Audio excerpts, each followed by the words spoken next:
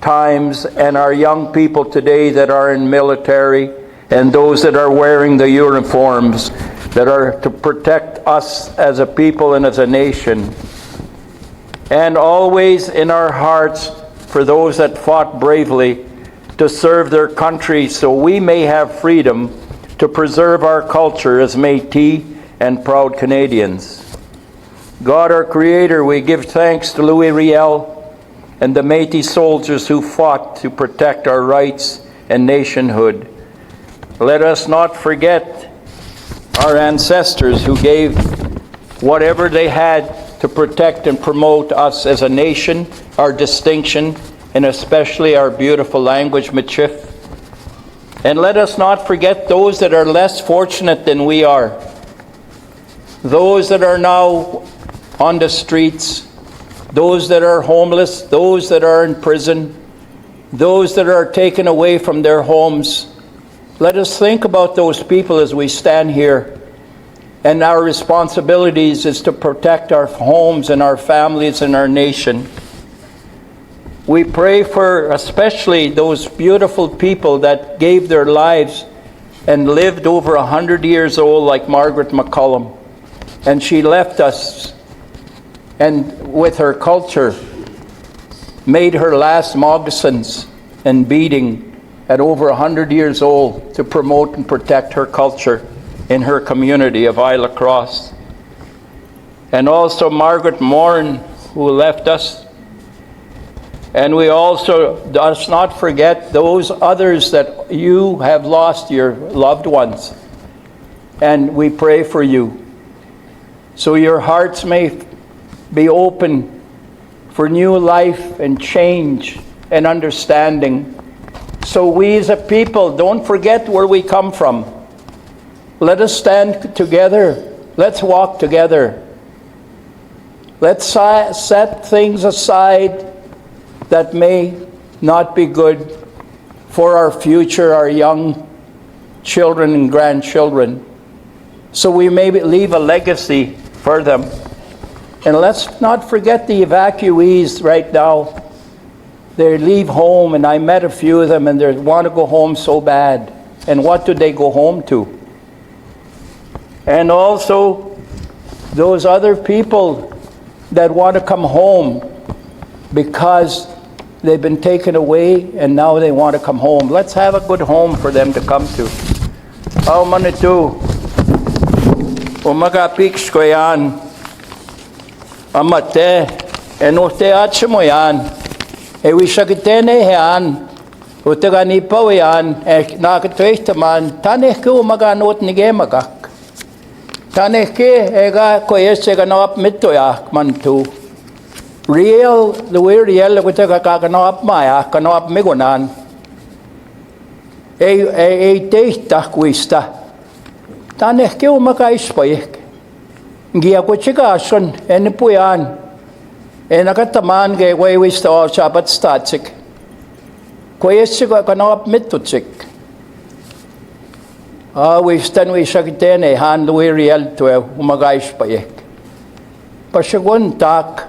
Kanap mitotak, kaya wanih kita ko ma Métis Nation Saskatchewan government kashnekatamak, North, Central, and South kawichi toyak, kaya kanap mitoyak wakotoyan, mantu. Thank you so much. Let's have a wonderful day. Let's move forward together. Merci. Thank you. Hi.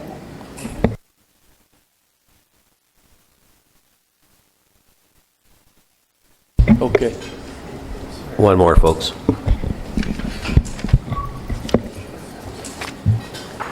Merci Kahkiao for being here today. The heartland of the Metis on Treaty 6 territory on Whitecap First Nation and the Dakota Dunes. Thank you. Dear God, thank you for the new day. Guide us with your love, peace, and wisdom.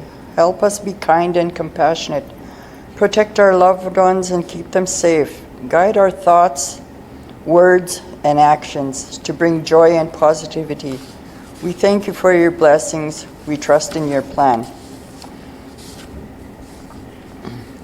I ask God, Jesus, to be here with us today, to guide us in a good way, to bring together the Métis people, to work together to make strong, proud Métis nation, to watch over the Métis communities, blessing and keeping them safe. In Jesus' name we pray. Ekose. Amen. Merci. Merci to our Levue Monde for opening the day in a good way. Now to get to some very, very important business. It's going to be the swearing in of our new Provincial Métis Youth Council President, Rachel Heiser.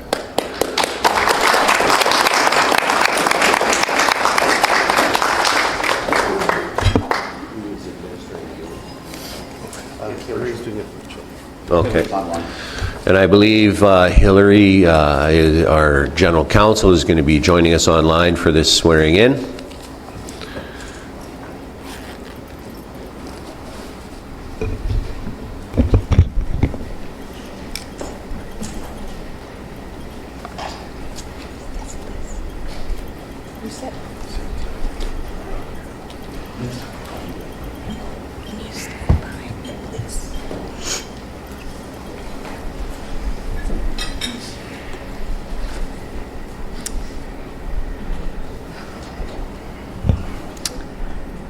I am a Métis citizen of the Métis Nation, Saskatchewan.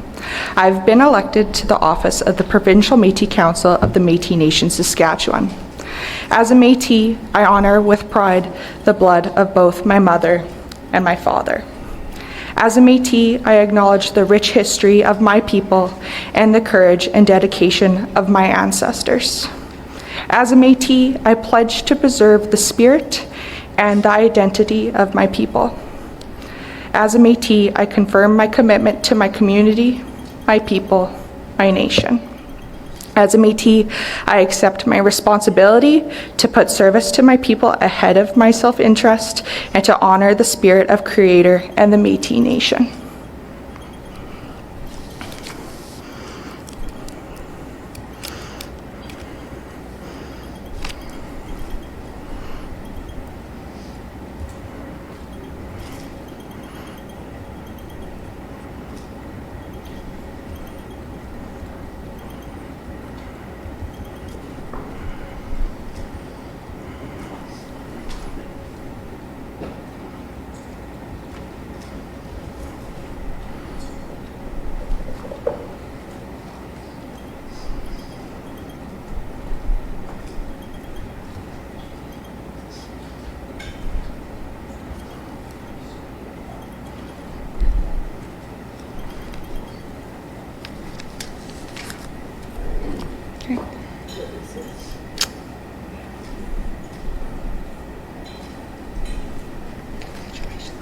Thanks. Is that it at all?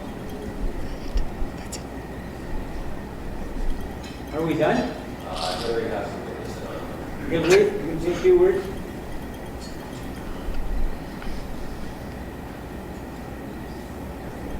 Yes, bon matin, and congratulations, Youth President.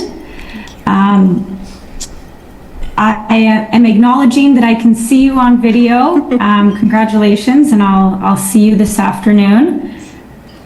You have now taken your oath of allegiance and in front of your peers, made it clear of your loyalty to Métis Nation, Saskatchewan. And I look forward to seeing you at the table. And thank you everyone for having me, and I'll see you this afternoon. Thank you. I'd like to say a few words, and Hillary, thank you for being here, and your family being here, taking the opportunity to be able to be part of the Provincial Métis Council in the future of our government. Thank you so much for putting your name in, President Heiser, right? Heiser. President Heiser, and on behalf of the Métis Nation, and to be able to see your family and speak to your family this morning, it's a great pleasure to be able to have you here. And with that, I usually do the opening remarks, but I want you to say a few words before you take your seat with your family beside you. Say a few words, and then we'll get on with business. Thank you. I'm very honored to be able to sit at this table, and I wouldn't have been able to do it without the support of my family and my friends. I truly appreciate all the time that I've had with my mentors that have helped me gain the confidence in my abilities to put my name forward. I'm very much so looking forward to listening to all of those that make up our nation, not just the people at these tables, but also the people that are at the grassroots level, the people that are new citizens starting just to get connected within the nation. I'm excited to be a voice for all and to be able to amplify our voices that may be underrepresented. So I'm excited to start this new journey, and I'm excited to have the support of those who love me beside me. So thank you very much.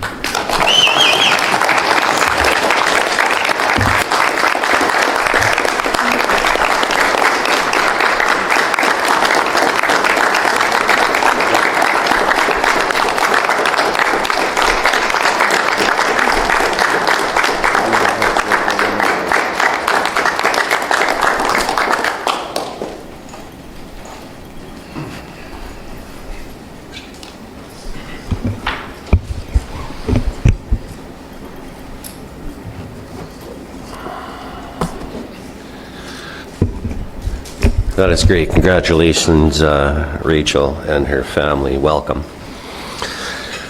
All right, so now we're going to hop into the roll call, folks. If you're present, please say present. President Glenn McCallum. Present. Thank you. Secretary Marlene Hansen. Present. Laura Burnoff, Northern Region 1. Here. Thank you. Leonard Montgrand, Northern Region 2. Brennan Morasti, Northern Region 3. Present. Ryan Lee Carrier, Eastern Region 1. Present.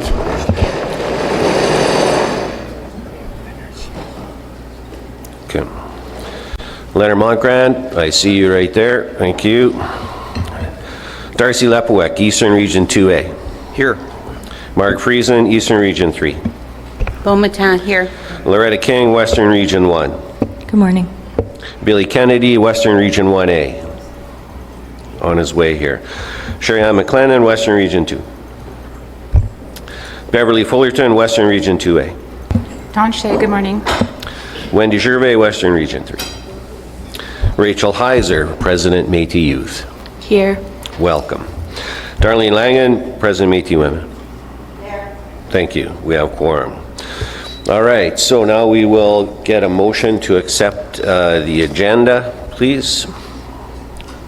Minister Morasti, second. Minister Friesen, any discussion? Secretary Hansen.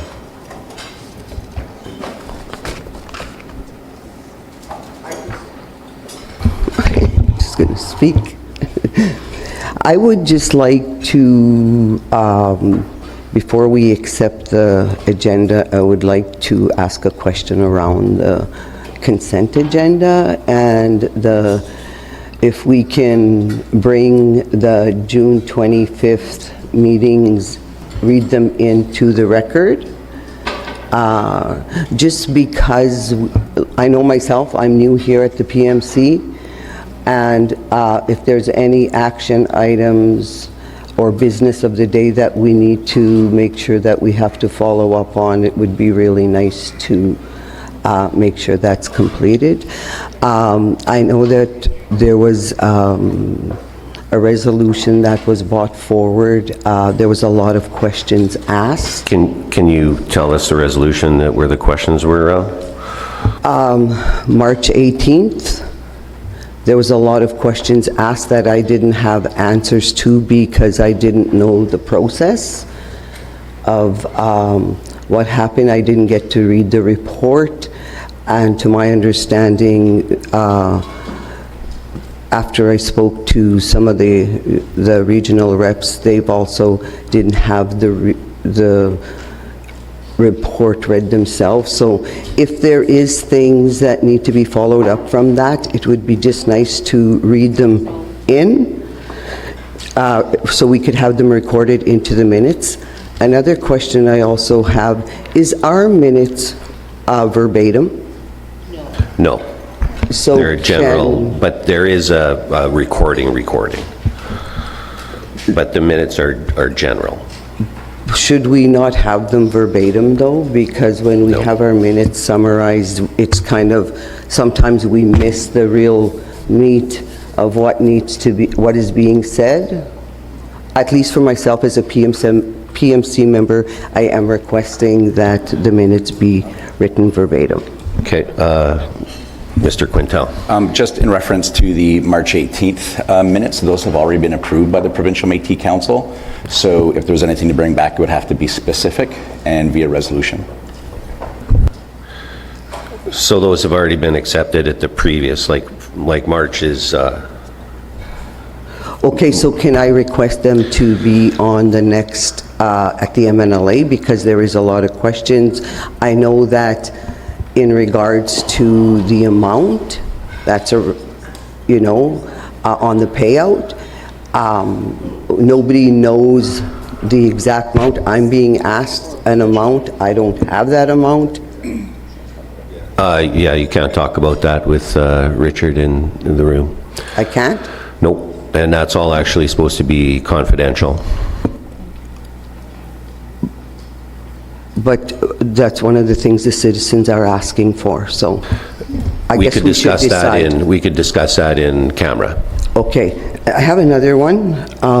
I noticed on the agenda, there's no room for, to add an agenda item, so I would like to make just a friendly amendment and add on how are the PMC moving forward with the concerns and challenges that our Métis citizens have in regards to some of the issues. We need specifics. Well, a constitution, for example, we know that there's an issue, we know that there's a concern out there. I just think as a PMC member that, and there's processes also, like, what is the processes that we bring to the table? I know as a PMC member, I like to know who makes the decisions. Do we get the decisions from the staff, or do the staff make the decisions and or put it together and then we just decide yes or no? Decisions regarding what? We need a specific, like the Constitution's rather broad. Okay.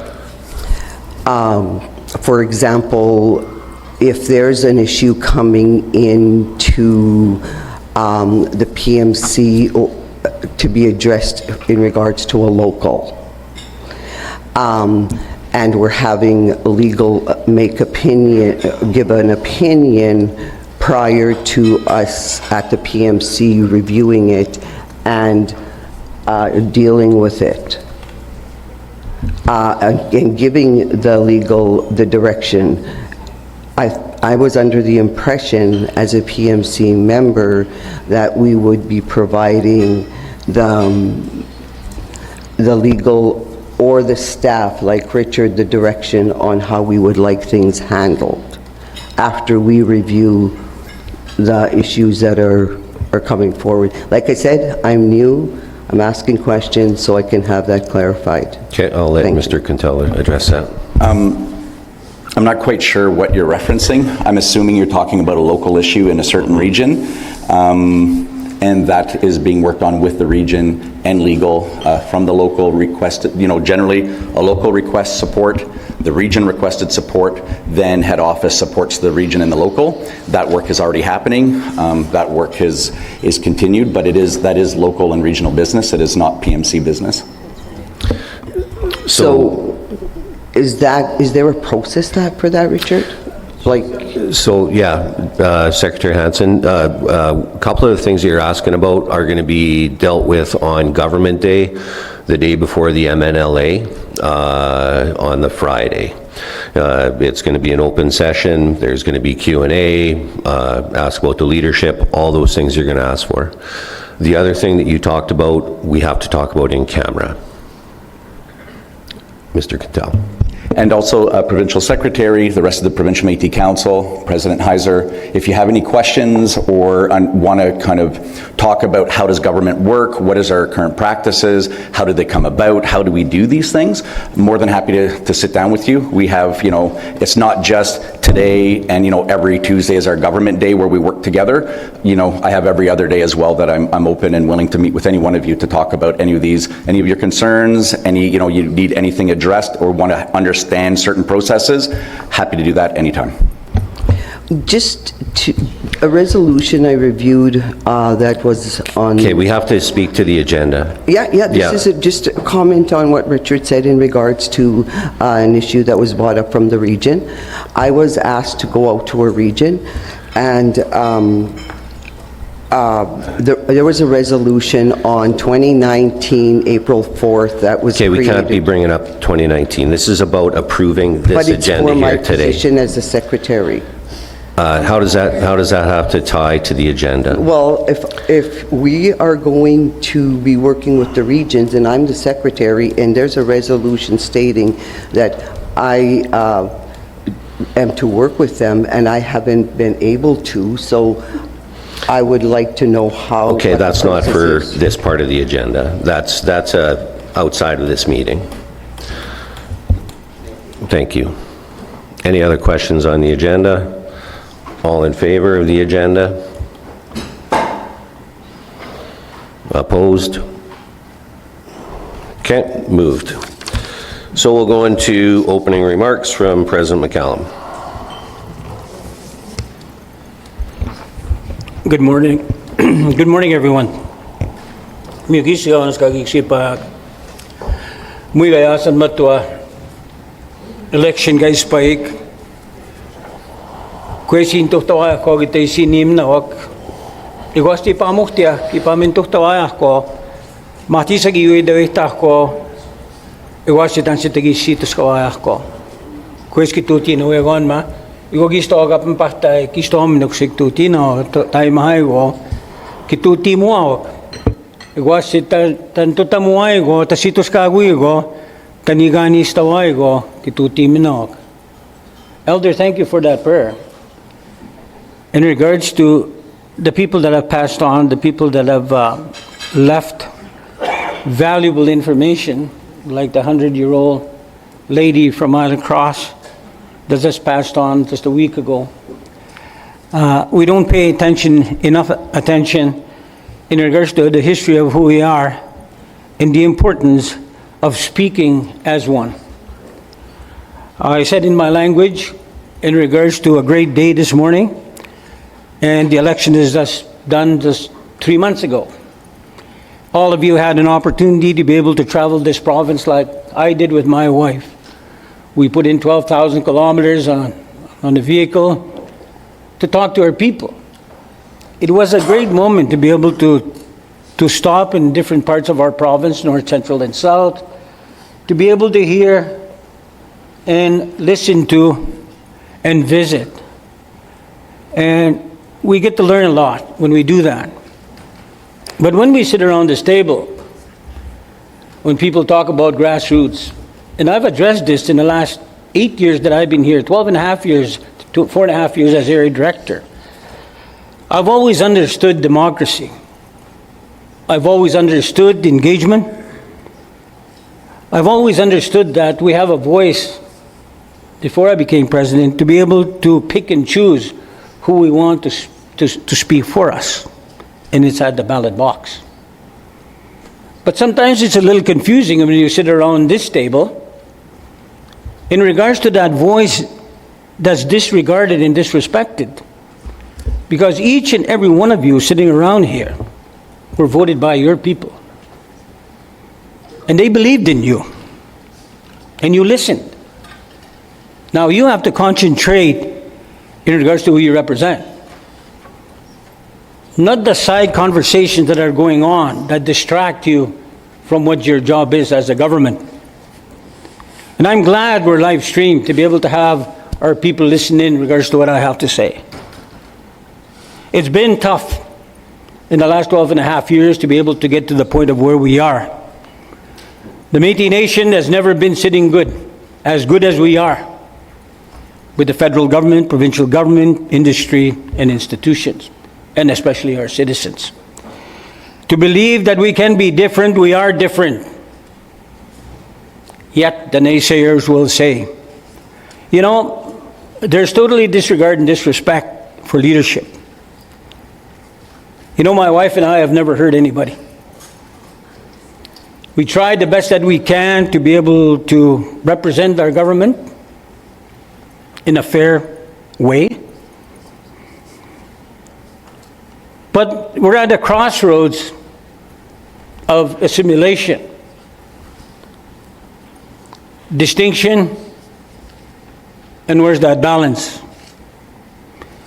He's been the match ni hiyo yan mi go chuma tay mutamata go tan tigi pigyan tan sige sip match yan ba pastin mama no musho mastinukom tanda tu ay sino ang gansto tago kiwi ga mutaman tigagi pigyan.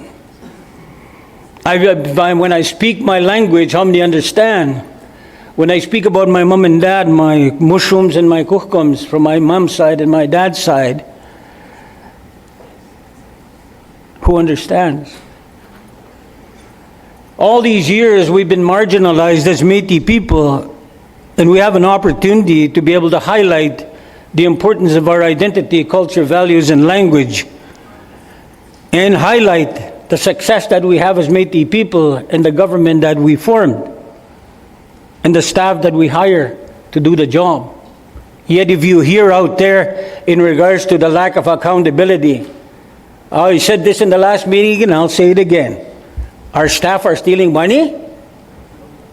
Our finance people are not doing the job that they need to do for us to be accountable? I don't think so. I know so. You know, I came in with what I have, and I'll leave with what I came in with. I'm not a rich man, I don't have money in the bank, but that's the way I like it. And that's the way I'm going to go home. To be able to see our government grow, to be able to see the excitement of our citizens, and to be able to have our citizens trust us. Like these little demonstrations that are going on are a distraction, but nothing distracts me. No matter what you say to me, nothing can hurt me. I can only hurt myself if I listen to others. The name calling, the things that I've been called because I don't have an education. You know, I'm proud of being a Métis. I'm proud of my language. I'm proud of being grounded in my ways, my identity, culture, values, and language.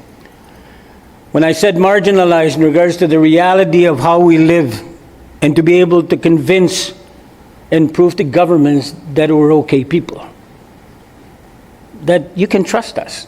You respect us, but you need to trust us. And by the trust that they give us is attached with dollars.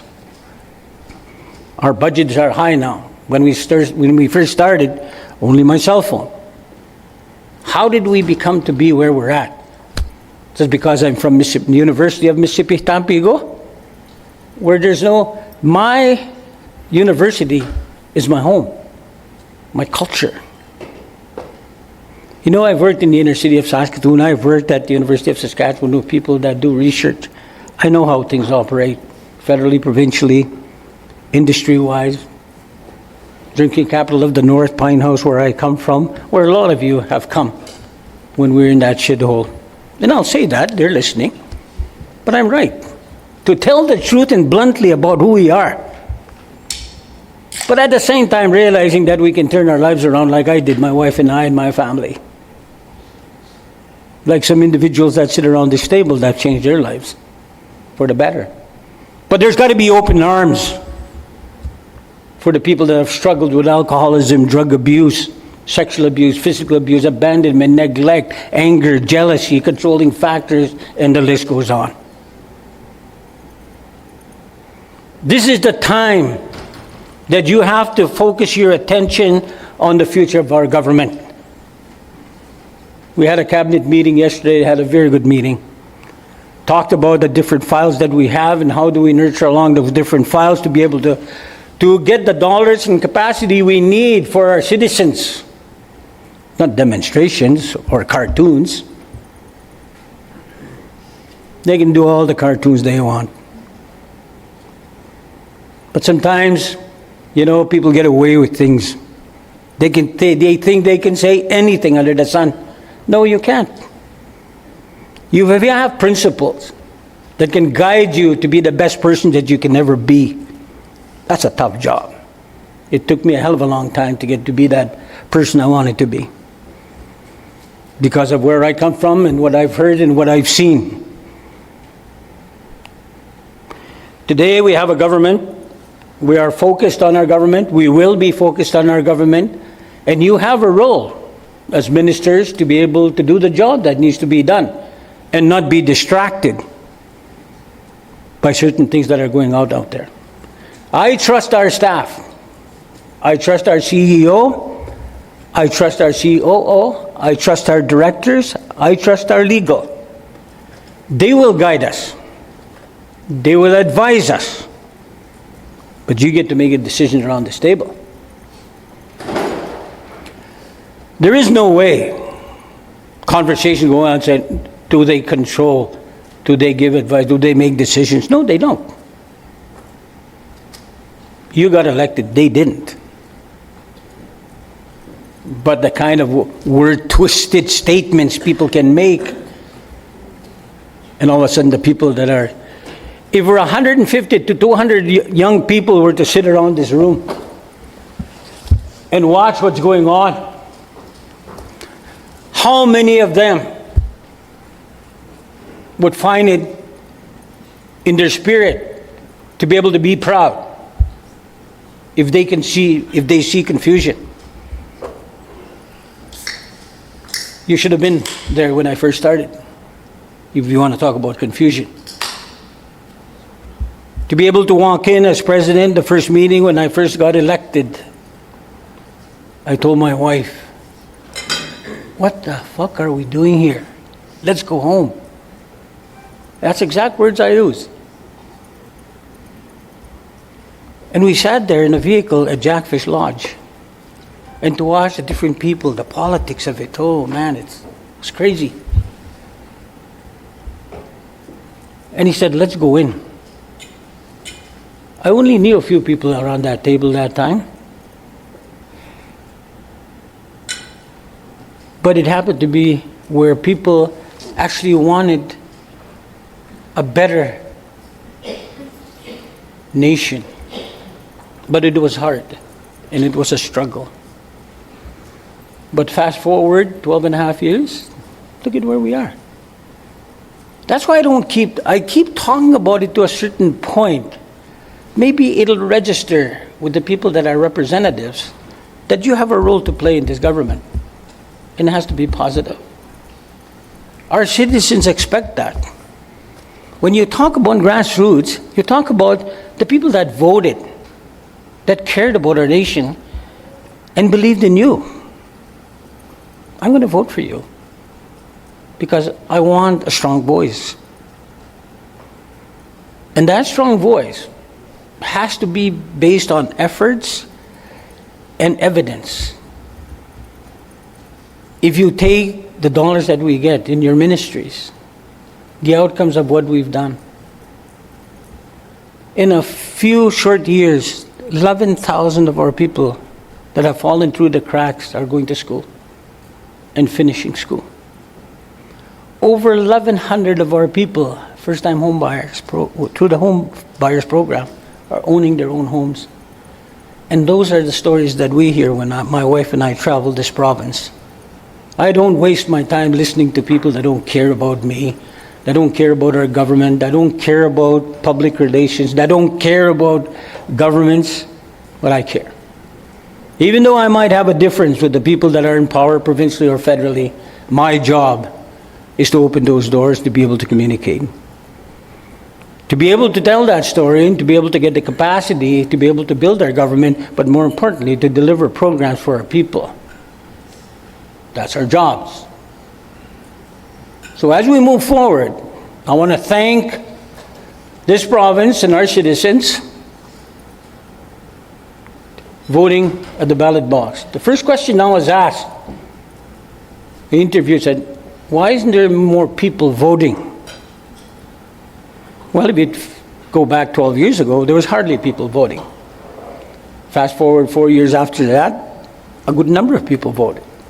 8 years after that, a lot more people voted, and so on and so forth. It's called public relations and engagement.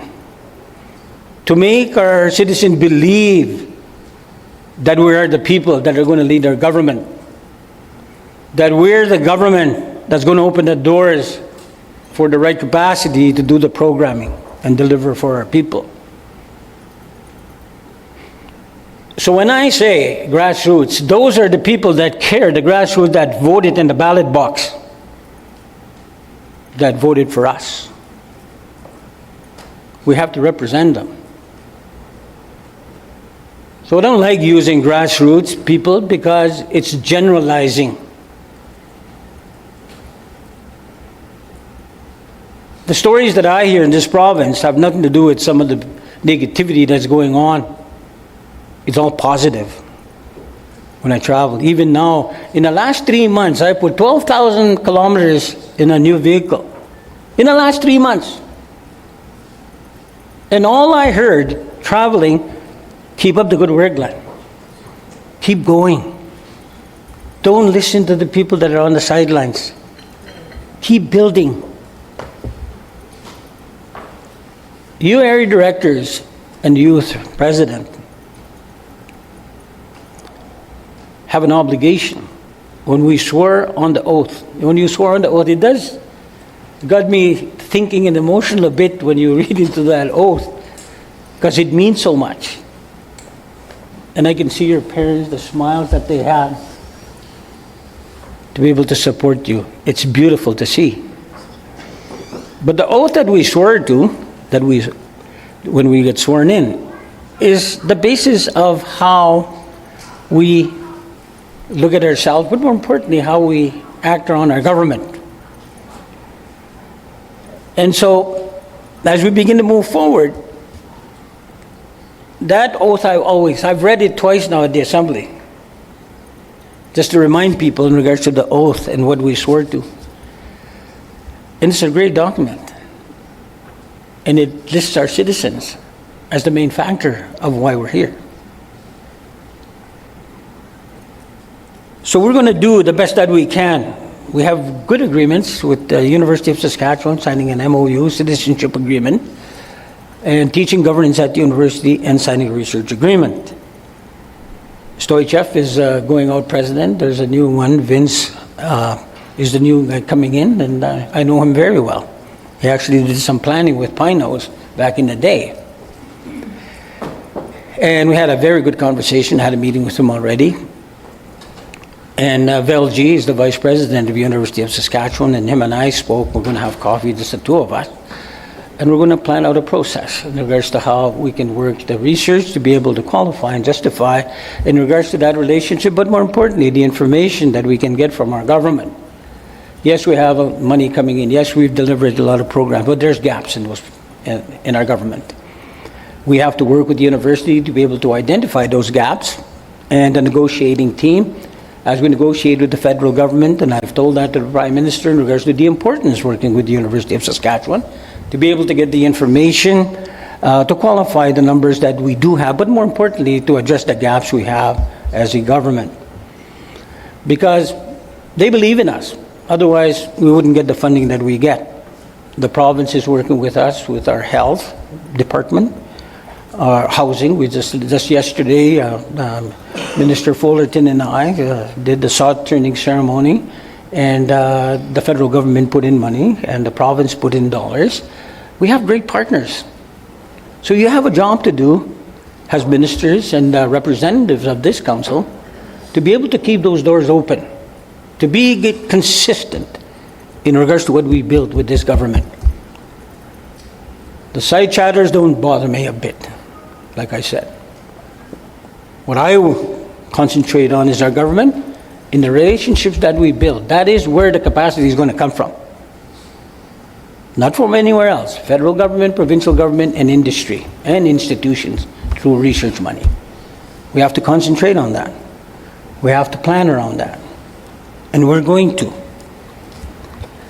I still struggle today in regards to assimilation, distinction, and balance. It's going to be a while to get there, but we will get there. I always hold up this empty space paper, if I can find one here. This, in my opinion, is Section 35 with nothing. We work around that empty space because assimilation is alive and well. How do we bring those pieces within that Section 35 space? By creating a paper that qualifies and explains what distinction is. And we've worked on that for 5 years now. Working with the University of Saskatchewan, with Métis academics and Métis elders. We got 5 academic elders that still know how to speak their language and know their traditions. They're going to be a part of this process. So to be able to explain and to be able to fill that empty space, we have all the parts. It's just a matter of believing in ourselves in regards to who we are as Métis people, and to be able to negotiate properly and rightfully so, where governments start realizing that we are unique and distinct like what we're called in the Constitution. I so look forward to that. To be able, for once and for all, understand that assimilating and thinking from mainstream doesn't address what the issues that we have as indigenous people, as Métis people and Métis governments. We got to make them realize that we speak a different language. We have to make them understand how we've grown. We got to make them understand how to better support us. Homelessness, housing, health, education. That is your role. As ministers, you have a responsibility to Section 35 rights. Anybody can say, you're not a government. You're not distinct. Yes, we are. We're struggling at times, yes, to be able to formalize a plan in regards to who we are, where are we going, what are we doing, what doors do we open. Well, we have all of that now. It's just a matter of the conversation evidence to be able to put across the table of the Prime Minister's desk, the Premier's desk, institutions, and taxpayers of this country. Taxpayers of this country have every right to know in regards to how we spend our money. And I've always said that. Like I said, I'm not rich, and I won't be, and I don't want to be. But I'll spend money, even through the campaign. Public relations is number one for our government. Public relations, to be able to tell people who we are, what we've done, to be able to tell the story of what we've done, and to be able to have people. In our government, public relations is number one. Our department now has got to start being connected to our spirit of who we are and what we do and where we go. Nobody's going to do it for us. It's going to be done by us and for us. And I've done that. Why is the government working with us, the feds, the province, industry, institution? Because I tell a good story. But I want all of us to tell that story. But with that story is evidence. How it comes with taxpayers' dollars and how we spend. And what we've done with those taxpayers' dollars.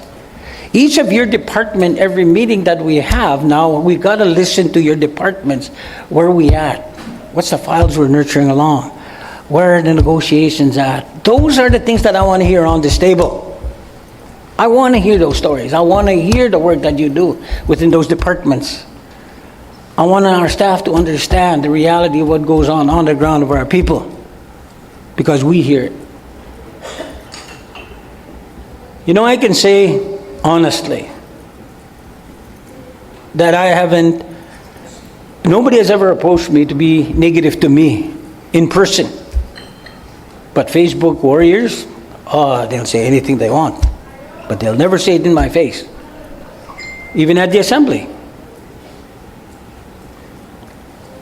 So all the stories that we hear and the spirit of how I carry myself is based on what I hear from our people.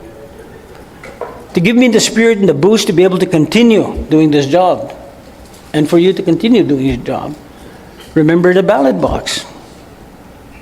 Those are the true people you represent. Those are the ones that took the time to go and vote, to vote for you. In yesterday's meeting, I heard some really good stories about regions that never got the opportunity to be able to participate, but now are working very hard to be able to bring that certain regions to come together. It's beautiful to see. It's a beautiful thing to be able to have our people participate. But at the end of the day, there is a lot of times I bite my tongue in regards to how much I've learned to be a government and to not be a micromanager, but allow our government to grow. And our staff have done a great job, have done a wonderful job in regards to what they do.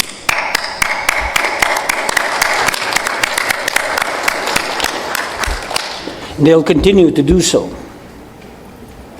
But we have a lot of work to do. But it's good work. And the evidence is there for you to see in regards to what we've done and will continue to do. Nuichi aga na tahtogan tuhtamigi o nimi tinanusuta. Tantuhtamig takski tamig ya kami muya. Muin tuhtamana na kontay sino kayam chik. Kio po tantuhta takandawih tamigi goy teispay. Michat kio sa sigtemit na o kapmuhtia nuigamaga nasche. Kantuhta tago tan sisimi tamigi tuasim suawag apo lekol kay tuhtichik. Kitsuasim suwa wag school kay tuhtichik. Kitsuasim suwa wag kawap may go. Atuski uniachik. Ba mi asini wan ba. Yo ta tumi chat yo agin tuhtina o instu tami tan sigay sayam yan umami goach. Nah kami mun tapito tap mutata kita yamun no. Apuman our elders kaya mahat chik. Ni hiopit tabog mit chip as sigapih tuip tako, dene language as sigapih tuip tako. Boy mi asin yawan ma. Kayo ikats wani tata ko nagiyan no. Tansik isip mat soon no. Iwas itansit ay steep sinyak tawita tuski maya ko governments. Tansit ay suita tuski maya ko kitay siniminanak. Igudan siwita tuski ya taksno maya ko kigui pitaya. Imyo asik. Something nezo. So ni mi tinu tagapya. Kami mutak. Kwesa tuskitak. Kimiaya no. Kimiog tapin go no. Higoy po tasuka tuski po tatapo agihtamah. Kahit ang tuhtawa ko ay sino akong tagayam chik. Ay mano mo te hitakusinya tagatakusinya. Mga kamuhka kimiyopino. Kigoy kimiyopino miwats. Kan sigawi sa tusking gwa ko ay sino gwa o asunya sa gayawachik. Partista no po katuwati sa igoy kita tuskiagan na nagutagawas kapit chik miyo asin kay sa tuski chik. Kami mo tagiwan ma. So with that, on behalf of your government, we'll have a good meeting here today. Thank you very much.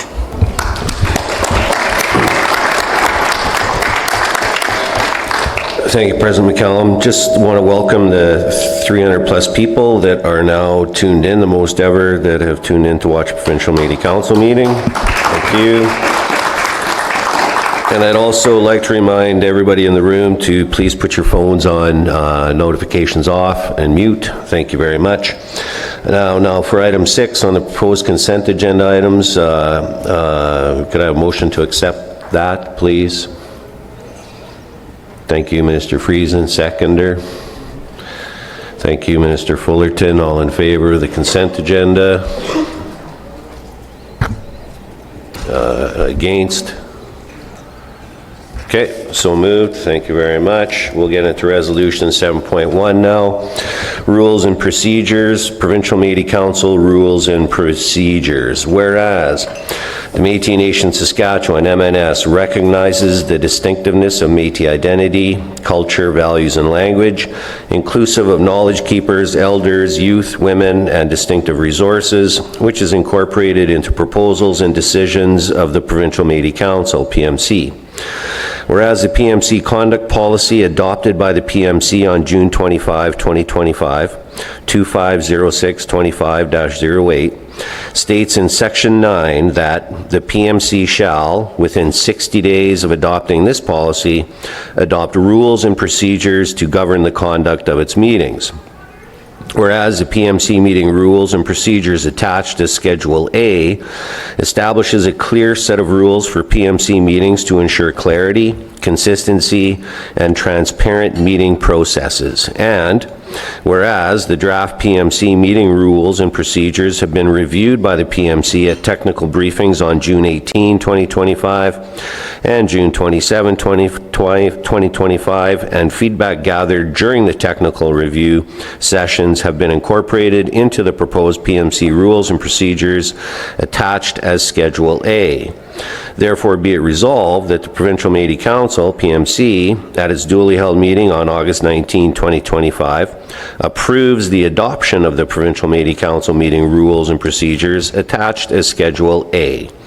Dated this 19th day of August 2025, moved by Minister Marg Friesen, Eastern Region 3, seconded by Minister Beverly Fullerton, Western Region 2A. Minister Friesen, still so move. I so move, and I'd like to speak to it, please. Thank you. Minister Fullerton, still so second. I still so second, would also like to have discussion. Thank you. Minister Friesen. Thank you, Chair. Bon matin, everyone. Bon matin to our guests here in the room and to people online. I think it's really important that we reiterate the policies and procedures for the PMC and how we conduct ourselves at the table, but also always as elected officials. We have a duty to uphold, and it's important that we consider what our position is and who we represent. Yeah, there's a lot of chatter out there. It's distracting. There's a team event or something next door. Okay, I would like to, I'm happy to support this resolution. We did have very healthy discussion about the rules and procedures for the PMC at 2 technical meetings and then at the last PMC council. So we're really moving forward on developing, some guidelines and how we, as I mentioned, how we conduct ourselves. So I'm very happy to support this resolution. Marcy. Thank you. Lefty President Langen. Thank you, Chair. I'm just wondering, we're talking about the attached Schedule A. Can we pull that up so we can review it? It was in your package that you got last week. Okay. There's like 10, 15 pages. Yeah, but can we put it up for the people in all the room and the people back there to see the Schedule A so they know what we're discussing and voting on? Like, is there a problem? Can you hear me better? Is there something you want to speak to specifically in it? Well, yeah, I'd like to have it pulled up if you don't mind. Can we pull that up, please? Thank you. And so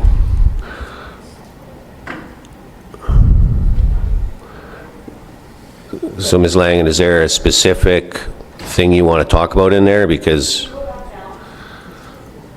and please have your microphone on when you speak.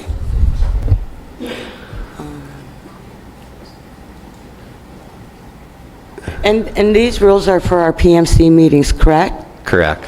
So members may only speak twice, like during our meetings? And, per motion, Per motion? unless you ask and it's approved that you can go further.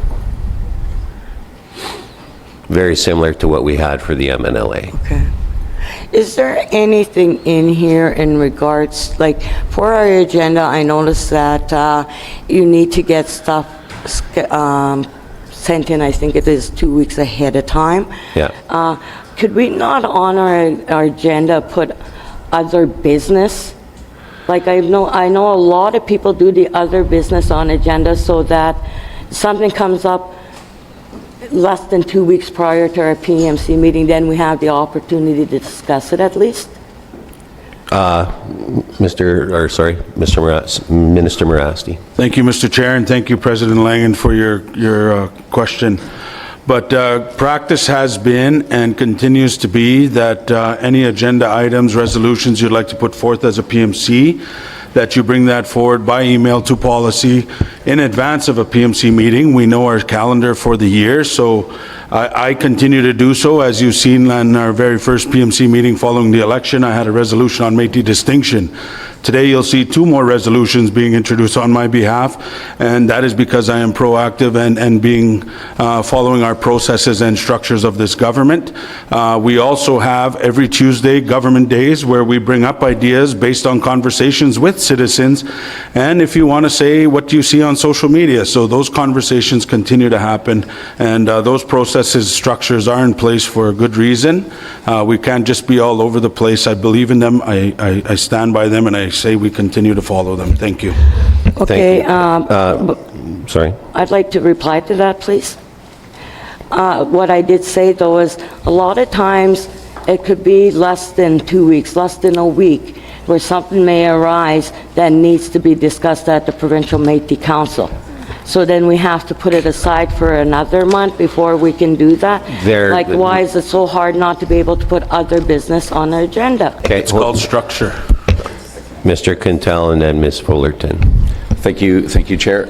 So the reason that the council removed other business is because as a government you can't prepare. So if there's financial implications, if there's policy, political implications, those things need to be looked at. For example, Finance Committee always meets prior to a Provincial Métis Council, so it gives the opportunity to prepare for the government to support you the best way that we can, because our government here is to support all of you in your direction. But to be able to do that, you need to have all, we need, if there's legal implications, whatever that might be. However, if there is something that is urgent, like that is coming forward and is emergent, the council can vote on it and then move to bring it to the agenda. But that is the reason why there's no other business. There was other business when you used to meet twice a year, or you'd meet 4 times a year, because it was rare that you would be coming together. However, our government, the practice has been monthly, and now we moved it from monthly to weekly. And so there's plenty of opportunity to bring things forward. But if it is urgent, and it can be brought to this table. Minister Fullerton. Yes, thank you, Chair. Yeah, so we were able to go through this quite, with a fine-tooth comb and making sure that it aligned with the way our order of business should be handled at the table. And there was some requests to, make sure that the language was correct and proper and aligned with our, the work that we do. After speaking with my colleague, Minister Friesen, and touching base with Billy Joe Dottabaga, the director, there is just one small friendly amendment I would like to make that's under 12, Section 12A, where it states that, we would receive 5 days prior to a meeting. We're requesting that it be 7 days. And then there'll be further after this one, it's not related to this, but a request for how we receive our packages for the MNLA. But if we could really receive at least 7 days prior to regular PMC meetings, this would enhance our ability to review the documents if we haven't received it or can't get into it. Allows us some time to make sure we're getting the connections with the right folks at the table. Everything else in here, after reviewing, our suggested changes have been added in here, so I still second and believe that this is very important for us to have, for us to move forward. Minister Friesen, are you okay with that? I'm okay with the amendment. Okay, thank you very much. Any other questions on the policy? Secretary Hansen. I have a comment in regards to the 2 minutes. We talk about distinction, and with the Métis, I think this 2 minutes is really difficult when we talk about distinction, because it's very hard to be ruled by 2 minutes when we're dealing with issues that really matter of the heart of the Métis people. I think that when it came from the MNLA and this was approved, we said we would try it. We would work with it. It was a live document, and it's never been taken back to the MNLA to be reviewed to see if this 2 minute is acceptable, because it's really tough when you're speaking. I also see all of the rules. I definitely appreciate professionalism, and we definitely need structure to be guided. However, sometimes sitting back here, if we're going to follow an agenda and if we're going to have certain time slotted, then I think that time slotted should be for all, and not just allowed to go here and there when it's needed, because, you know, some will get half hour, 20 minutes, and then some of us get 2 minutes. So, you know, I think we have to be fair across the board when we're implementing something like this. I too believe, but I do see in 19 that, you know, if we do have something and it's an emergency, like I'm going to go back to the distinct base Métis, you know, if we do have issues and they are important because life happens, that we should be able to, we need to be able to bring them to the table and discuss them. Yeah. Thank you. And you are. Mr. Friesen, you wanted to respond to the time limit. Thank you, Chair. Respectfully, I disagree with Provincial Secretary Hansen. 2 minutes is plenty of time to get your point across. You can articulate in 2 minutes, be focused with your either your concern or your question for further discussion. 2 minutes is plenty of time, but you also have more than one opportunity to debate the motion or inquire further for further discussion. Thank you. And then I also just want to point out that if you have used your 2 opportunities, you can ask other folks if they would give you their time. So if it's an important thing and you want to say, hey, Mr. Montgrand, could I take your 2 minutes, and they allow, then you can speak to it again. So there is some flex. Sorry, Leonard, to point you out there. So is there any other discussion on this, folks?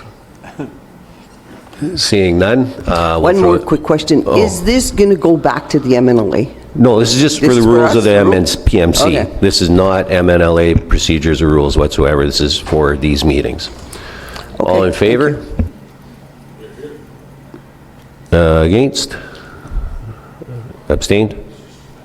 Motion passed. All right, we'll go on to number 7.2 here now. Amend the order of the day for the September 5th to 7th, 2025 MNLA. Whereas the Métis Nation Saskatchewan MNS recognizes the distinctiveness of Métis identity, culture, values, and language, inclusive of knowledge keepers, leviumon, the old ones, or elders, youth, women, and distinctive resources, which is incorporated into proposals and decisions of the Provincial Métis Council, PMC. Whereas Article 3.10 of the Constitution of the Métis Nation Saskatchewan authorizes the PMC to set the date and place for each sitting of the Métis Nation Legislative Assembly, MNLA. Whereas the PMC, at its duly held meeting on February 18, 2025, resolved to hold an MNLA on September 5 to 7, 2025 at Prairieland Park, 503 Ruth Street West, Saskatoon, Saskatchewan, PMC number 250218-07. Whereas Article 6.2 and 6.3 of the Métis Nation of Saskatchewan Legislative Assembly Act 1999, as amended, directs the clerk of the MNLA, as defined in Article 2.4 of the Act, to draft an agenda for the MNLA as directed by the PMC and to compile the necessary documentation for the order of the day. And whereas the PMC approved an order of the day for the September 2025 MNLA at their duly held meeting on June 25, 2025, 2506-2513,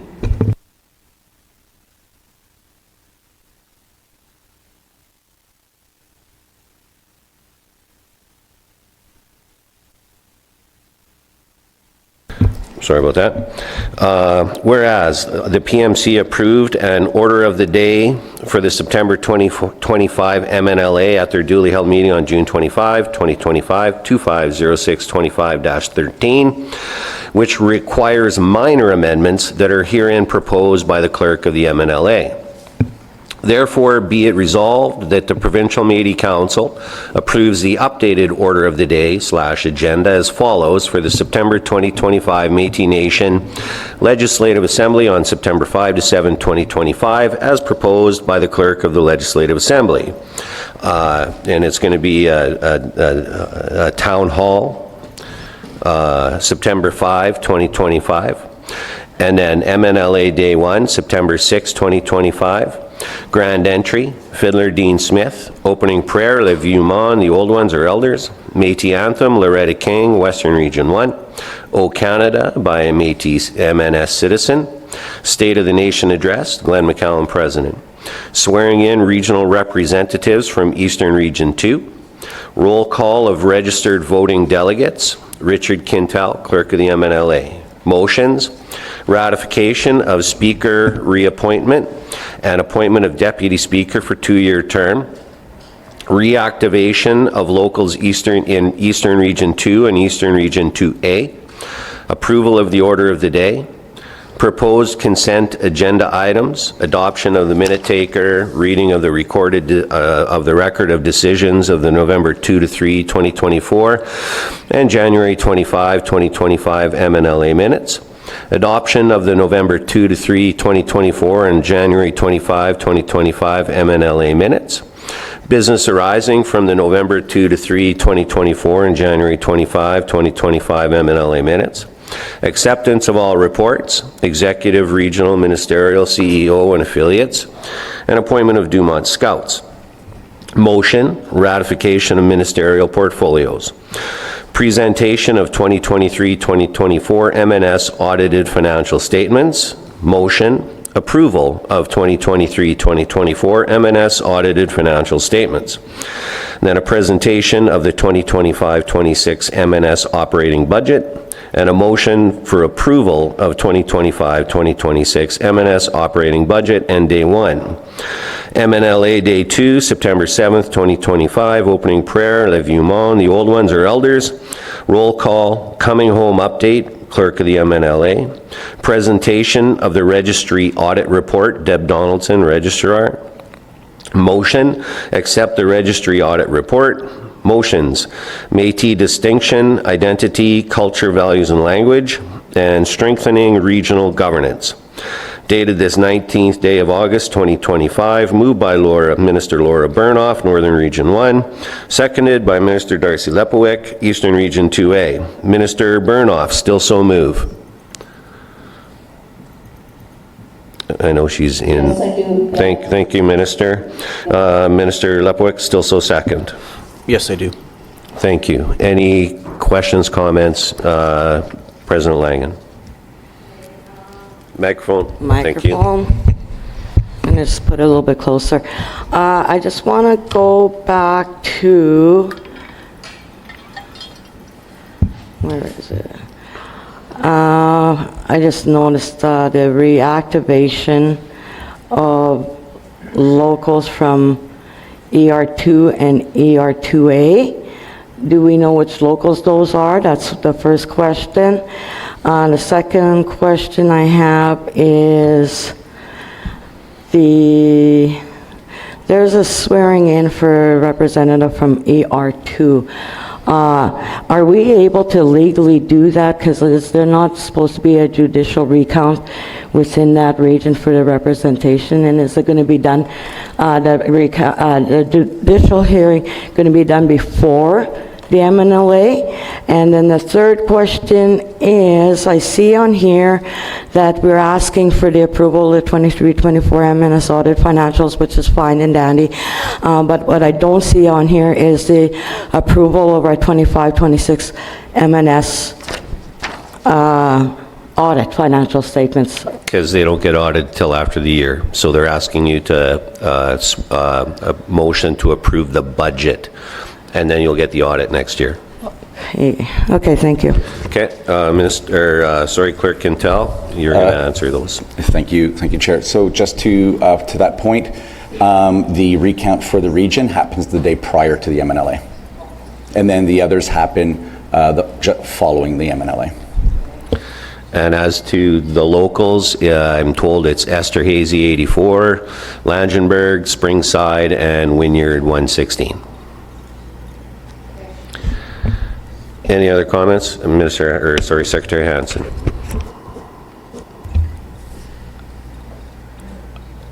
I mentioned earlier in regards to a resolution that was brought up 2019 in regard to the secretary. So I'm not quite sure, I might be questioned here.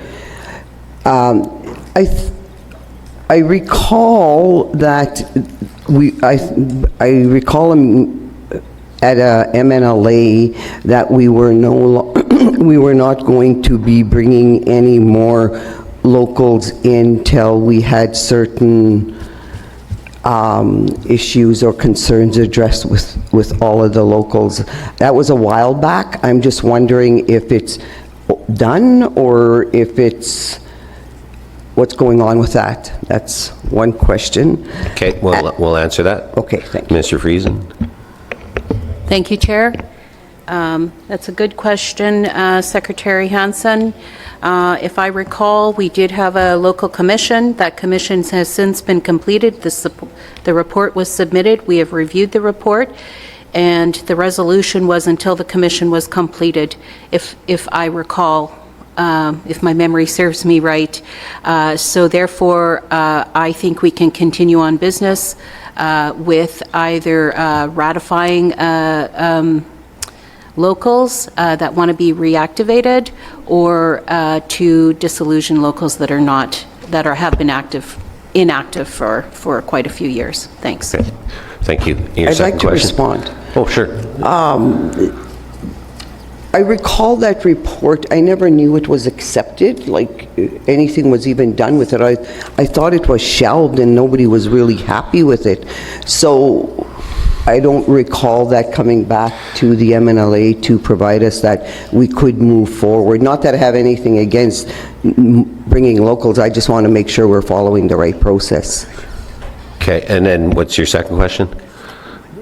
For the swearing in of the region, would it not be a good idea for us to be swearing in all of the people, the other individuals together to celebrate instead of individually? I just think, you know, I know from my moment of being sworn in that it's such a proud moment, and we should be celebrating together, and I just think the more the merrier. Just a suggestion. Thank you. Thank you.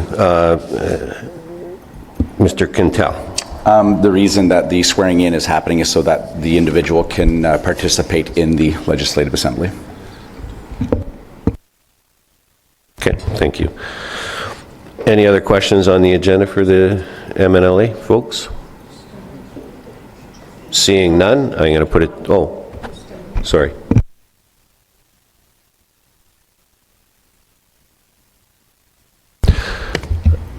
I have a question. Secretary Hansen. The question I have is the MNLA moving forward really quick. And I know that, you know, it was for fall and then it's been scheduled for September. I'd like to know the rationale for that. And I also would like, just because of the recent situation that occurred in regards to the resolutions, we were to put resolutions in, and I know when I was reviewing my resolution, there was not enough time to review it because of the time limit and the MNLA so soon. So it kind of like, we had to decide what do we do here, and I don't think it's fair to people that are putting in resolutions when we're running into overlapping with time, or we can't get the resolution in because of a timeline. So just my thoughts. Thank you. Thank you. Minister Burnoff, you had your hand up online. Yeah, thank you. Regarding the September 5th agenda, it should read dialogue forums and not leadership town hall. It's dialogue forums. It's a clerical error. Yeah, so that could be changed. That's a friendly amendment, I forgot to say.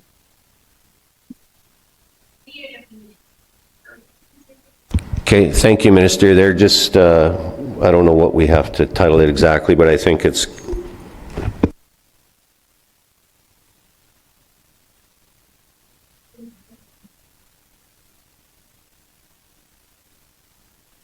okay. So, Minister, would Leadership Forum work? Sure. Okay. There we go. Minister, you made that motion, so I'm assuming you're okay with that amendment? Yeah. Minister Lepwick, you okay with that friendly amendment just on the title? Yes. Thank you. Any other comments, folks? Minister Fullerton. I just want to make a quick comment. I believe Secretary Hansen had asked why we rushed into this and why we were still moving ahead.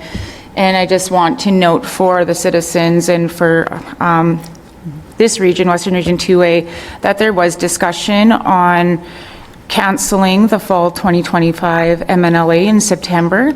And it was within the council that the work must continue and move on. This is set for the MNLA and to bring the MNLA forward. So we are moving forward at the direction of this region to continue the work.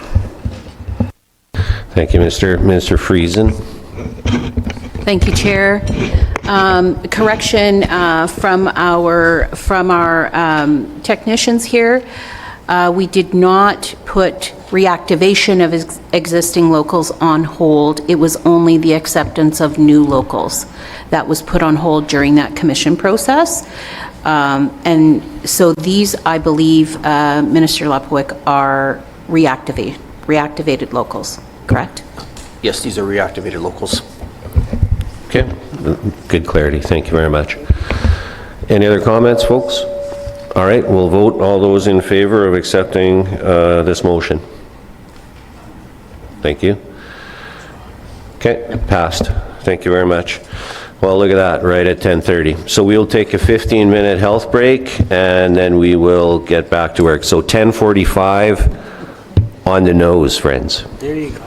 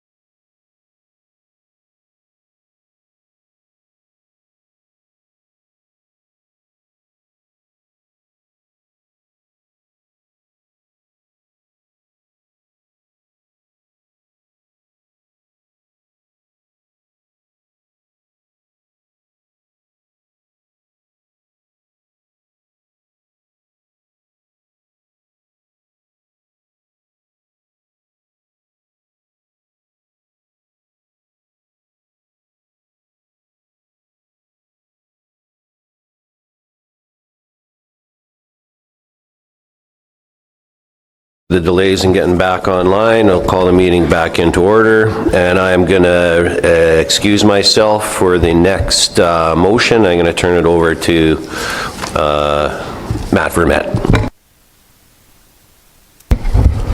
Okay, good morning, everyone. I'll be chairing just 7.3 here. So 7.3, Provincial Métis Council Meeting Chair. Appointment of the Provincial Métis Council Chairs. Whereas the Métis Nation Saskatchewan recognizes the distinctiveness of Métis identity, culture, values, and language, inclusive of knowledge keepers, elders, youth, and distinctive resources, which is incorporated into proposals and decisions of the Provincial Métis Council, PMC. Whereas the efficient running of the monthly meeting of the PMC benefits from the appointment of a meeting chair who was not selected from among the elected officials and allows for fuller participation of all members in discussions, action planning, and decision-making. Whereas only one chair is required per meeting, but the appointment of more than one alternative will ensure an approved person is available for all meetings. And whereas both John Lajamodier and Michael Nolan have both proven themselves to bring excellence to the role of meeting chairs for the Provincial Métis Council, now therefore be it resolved that the Provincial Métis Council, PMC, appoints John Lajamodier and Michael Nolan to serve as meeting chairs for 2026 and 2027 for meetings of the PMC. Dated this 19th day of August 2025, moved by President Glenn McCallum and seconded by Loretta King, Minister Loretta King, Western Region 1A. President McCallum, do you so move? Yes. Thank you. Minister King, do you so second? I do, however, I just want to correct, it's Western Region 1. Western Region 1A is Billy's. Oh, yeah, thanks. Thank you, Minister. We'll make that amendment. Okay. All in favor? Opposed? Okay. One opposed? I have a question, or not a comment. Sorry, I did miss that part. You're right. I went to vote without deliberations. So thank you, Provincial Secretary. I'm going to reverse back before we vote and go to discussion. So, yes, President Langen. Okay, the reason I voted against it is I wanted to ask a question, and I was kind of wondering why we skipped that. Does this not go against our Constitution and its regulations? I just want to make sure, for legality reasons, that if I'm not mistaken, and I could be, that in there it was supposed to be the president that is the chair of all the meetings, and then after, if he can't make it, then it's usually the VP that takes his place to chair meetings. So I've always wondered why we have this process. So if you can explain that to me, I'd really appreciate it. Thank you. Thank you, President Langen. Okay, we'll go to Senior General Counsel Hillary Peterson, if you're online and can provide some insight on that question.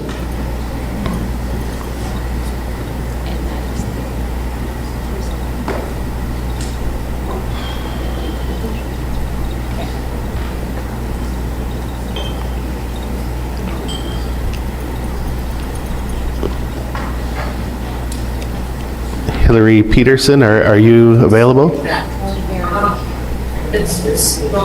Okay, we can see that you're off mute now, but we still don't have sound on this end. We can't hear you. I just wanted to make sure that the lighting is off. It's very quiet. In there, it was supposed to be better. Oh, okay, Hillary, we're not able to hear you. You can't make it, then it's the VP that takes place in shared meetings. So I've always wondered why we have this process. So can you explain that to me? I really appreciate it. Thank you. Okay, to Senior General, we'll have Peterson from Hudson provide some insight on that question.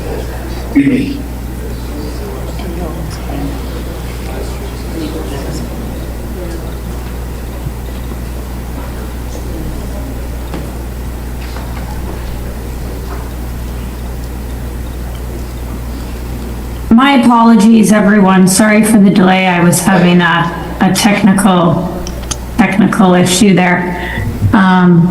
Yes, thank you. So I have heard the question, which is, can the PMC appoint a speaker? And the answer is yes. The PMC has the authority to appoint a speaker. That can be done, in particular when the president may want involved in conversations, and it can help for flow of conversations, and having a neutral speaker can encourage that. So I'll see here if there's any follow-up questions from that. Okay, thank you, Hillary. Going to turn it over to CEO Richard Quintel for some additional dialogue. I just also, in your packages, you passed the PMC rules. Within the PMC rules, there is 5.1 under meetings, the chair. The president is the chair of each PMC meeting unless the president delegates the responsibility of the chair to another person and the PMC ratifies that delegation. 2, the chair shall not take part in debate. And 3, the chair shall not decide any points of order raised and may confer with legal counsel or others as the chair sees fit for advice. Okay. Okay, thank you, Richard. Thank you, Hillary. So that's the legal advice we received, President Langen. So I'll move on in the speakers list to Provincial Secretary Hansen. Thank you, Darlene, for that question. I just have an addition to that question. I know when we were going through this at the Governance Day and we asked the question of the President being the chair, it was also mentioned that it was for the value of using the votes, that it would give him the opportunity to also vote. And I know that we asked for a legal opinion on that. Did that happen? Did we find out because if it's for flow of conversation, I understand, because sometimes it's hard to be able to chair and listen. However, I have a concern with the voting process, though. Is that... Okay, thank you for that. I'm going to turn it over to CEO Richard Quintel to reply. Just wanted to make a point as we just had a legal opinion.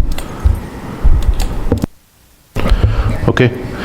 Okay, Hillary, is there anything that you want to add to your previous opinion to address that, or is that sufficient, you feel?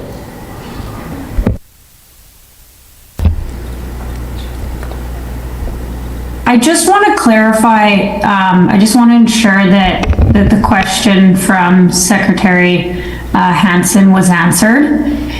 Is Secretary Hansen's concern that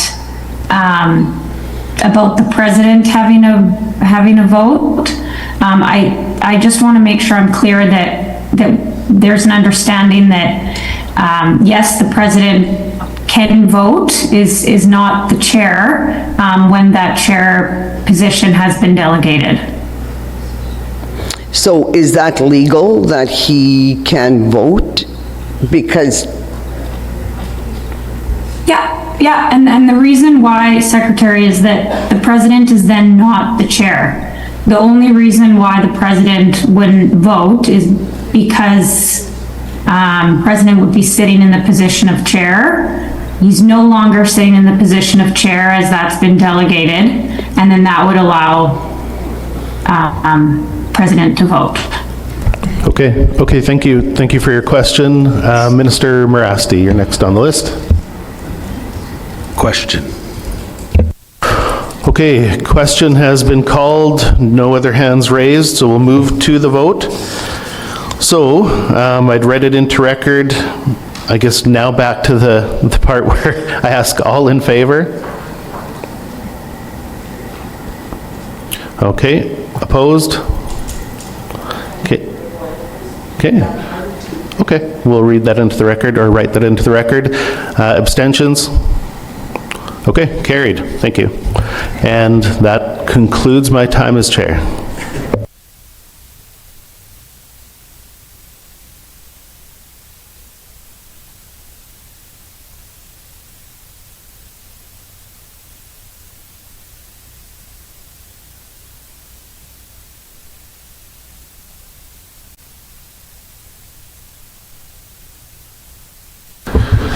Thank you very much.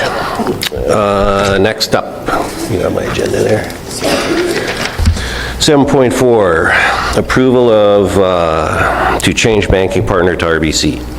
Whereas the Métis Nation Saskatchewan, MNS, recognizes the distinctiveness of Métis identity, culture, values, and language, inclusive of knowledge keepers, le vieux monde, the old ones or elders, youth, women, and distinctive resources, which is incorporated into proposals and decisions of the Provincial Métis Council, PMC.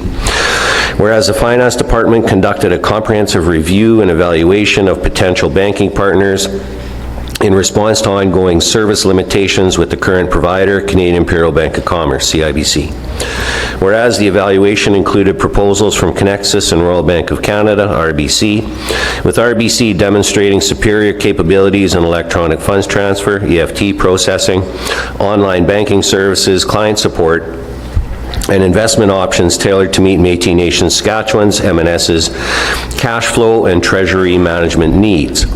Whereas the recommendation from the Finance Department, supported by the Chief Executive Officer, CEO, is to transition MNS's primary banking relationship from CIBC to RBC, and whereas the Minister of Finance has reviewed the recommendation and supports the transition of MNS's banking partner from CIBC to RBC.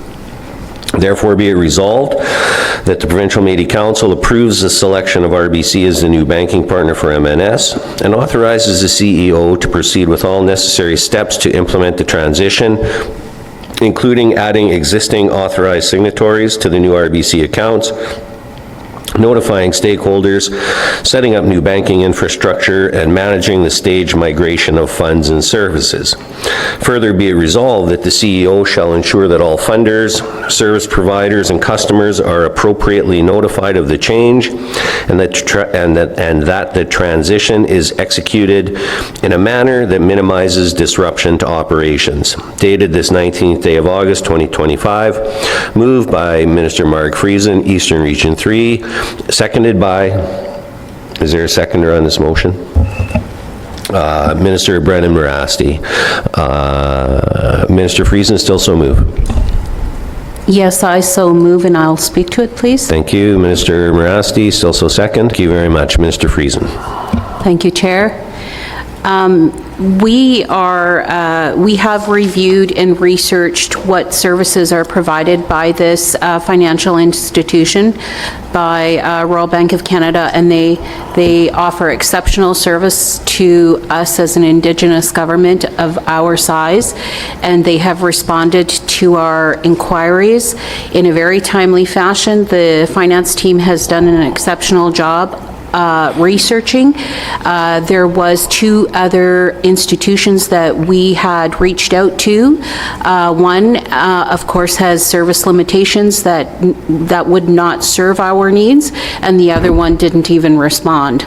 So RBC has responded and has been very responsive to this point, and the transition period, as stated in the resolution, is going to be very minimal disruption, and so that will the transition period to RBC will be a course of time, of course. It won't happen all at once, but we're looking forward to building that relationship with RBC. Marcy. Thank you. Any other questions regarding this motion? I don't have any questions, but I do have a question, I'm sorry, not about the motion. I just wanted to know, who are the check signers?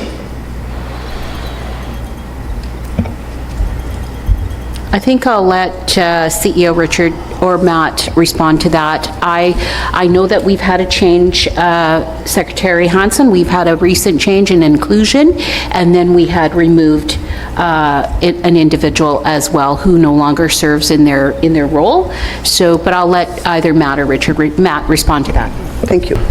Yeah, as per, I guess it would have been a PMC resolution that would have happened last term, later in last term. The current signers are Minister Friesen, President McCallum, CEO Richard Quintel, myself, and Director of Finance Echo Kin, and it's or Echo Chin, sorry, and it has to be any two, and so it's all dual signature based. Yep. Thank you, Mr. Friesen. And just to add to that, thank you, Matt, for that explanation. Just to add to that, any two signers, and of course you can't sign off on your own reimbursement or your own travel claim. It's always signed by a different signer. So just so you know that we don't have any conflict there with bank signers. Thanks. Thank you. Any other discussion? Seeing none, all in favor? All right, motion is passed. Thank you very much. We'll go to number 7.5 now. Locals Compliance Policy and Procedures. Whereas the Métis Nation Saskatchewan MNS recognizes the distinctiveness of Métis identity, culture, values, and language, inclusive of knowledge keepers, le vieux monde, the old ones or elders, youth, women, and distinctive resources, which is incorporated into proposals and decisions of the Provincial Métis Council, PMC.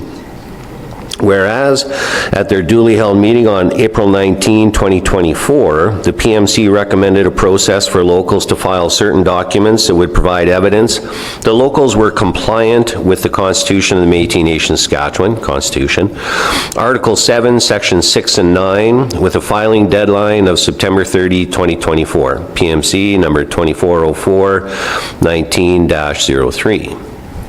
Whereas PMC Resolution, PMC number 2404-19-03, required ratification by the Métis Nation Legislative Assembly, but this item has not been brought to the MNLA, and the filing deadline for locals of September 30, 2024, within the resolution is now passed. Whereas, Article 7 of the Constitution contains administrative requirements for locals, but does not specify the procedures by which locals may satisfy those requirements. Whereas, as we work towards the development of legislation relating to locals, these are the procedures that are necessary to verify the legitimacy of each local's representation in the MNLA. Whereas, the development of a locals compliance policy and procedures pertaining to how locals fulfill the requirements included in Article 7 of the Constitution requires research, analysis, and engagement. Therefore, be it resolved that the Provincial Métis Council, PMC, directs the MNS to develop a policy and procedures that outline how locals will fulfill the following requirements included in Article 7 of the Constitution of the Métis Nation Saskatchewan. 1.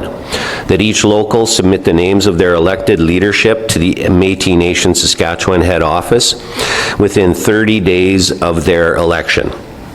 Article 7(6)(a), that each local shall enact a constitution consistent with the Constitution of the Métis Nation Saskatchewan and shall register such local constitution with the regional and head office of the MNS, Article 7(8). And 3, that locals shall provide yearly updates of their membership to the MNS regional and head office, separating those members who are under 16 years of age from those 16 and over, Article 7(9). Further be it resolved that the PMC directs the MNS engage with local councils, excuse me, regional councils and regional representatives in the development of a locals compliance policy and procedures to ensure that the draft policy and procedures support good governance and accountability in furtherance of MNS's transition to self-government. Further be it resolved that following engagement and policy review with local councils, regional councils, and regional representatives, the proposed locals compliance policy be presented to the PMC for an update within 6 months. dated this 19th day of August 2025, moved by Minister Beverly Fullerton, Western Region 2A, seconded by Minister Loretta King, Western Region 1. Minister Fullerton, still so move. I still so move and would like to speak to this. Thank you. Minister King, still so second. I do, and I'd like to propose a friendly amendment. Okay, do you want to speak to it first, Minister? Yeah, thank you, Chair. So bringing this resolution forward, coming in as a newly elected regional representative, one of the first things on the agenda within the region was supporting the locals to be in compliance as we were following the previous resolution submitted back in 2024. And following the process and working alongside with the policy and self-determination team, we did find that there were gaps and there were, not clear understanding of the process that needs to be in place to make sure that, what documents needed and how this looked and who do we send it to. And so I just also want to share that this is an interim policy until such a Locals Act is passed. So this would just give guidance until that time. And yeah, so again, our region has worked diligently and hard and making sure that we're following the right process, and we're hoping that going forward that, we have some policy and procedures to follow. Thank you, Minister. Minister King. Hello. So on the, I don't know if it's an I, the first I, it says the locals submit the names of their elected leadership to the Métis Nation Saskatchewan head office. I'd also like to include the regional office as well. And I think this is really important. We need to start working on succession plans throughout our locals and throughout the province, so this would be beneficial for all of us. Thank you. Minister Fullerton's good with that? I accept that, yes. Okay.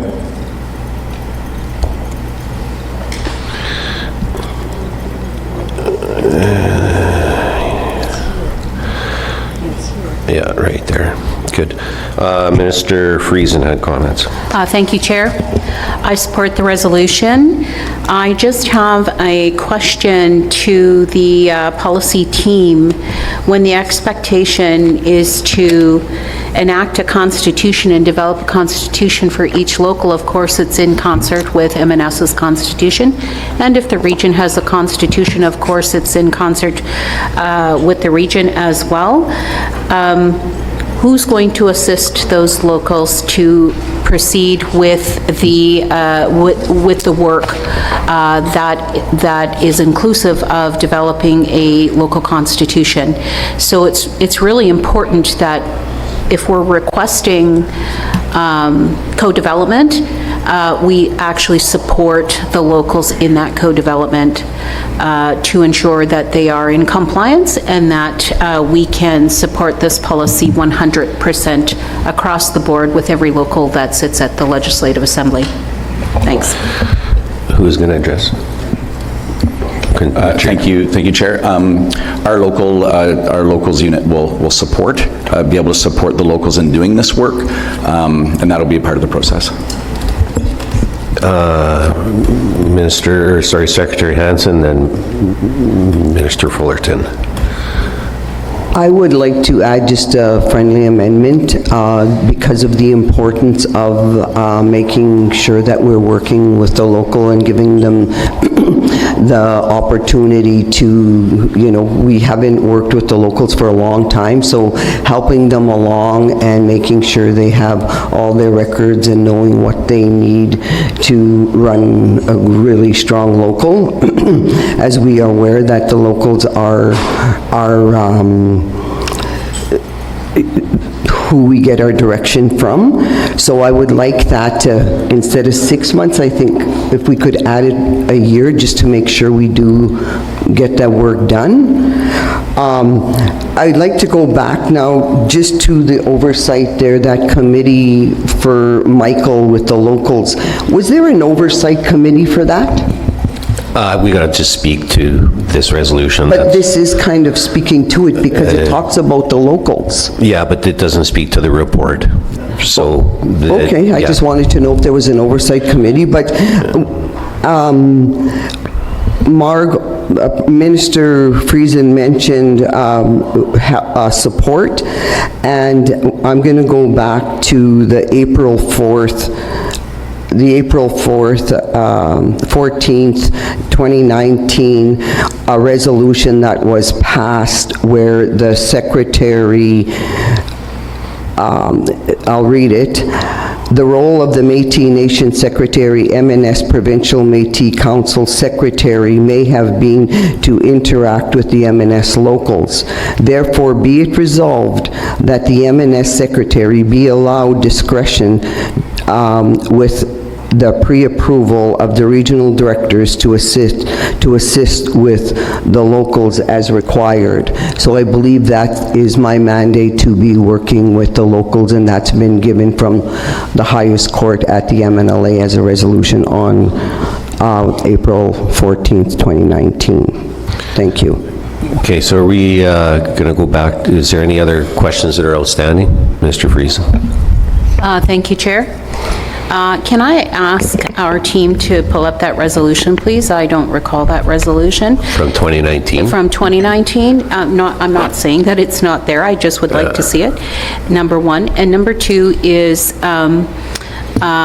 during the commission process, yes, the provincial secretary was involved in that, i.e. constitutional reform, and the commission review.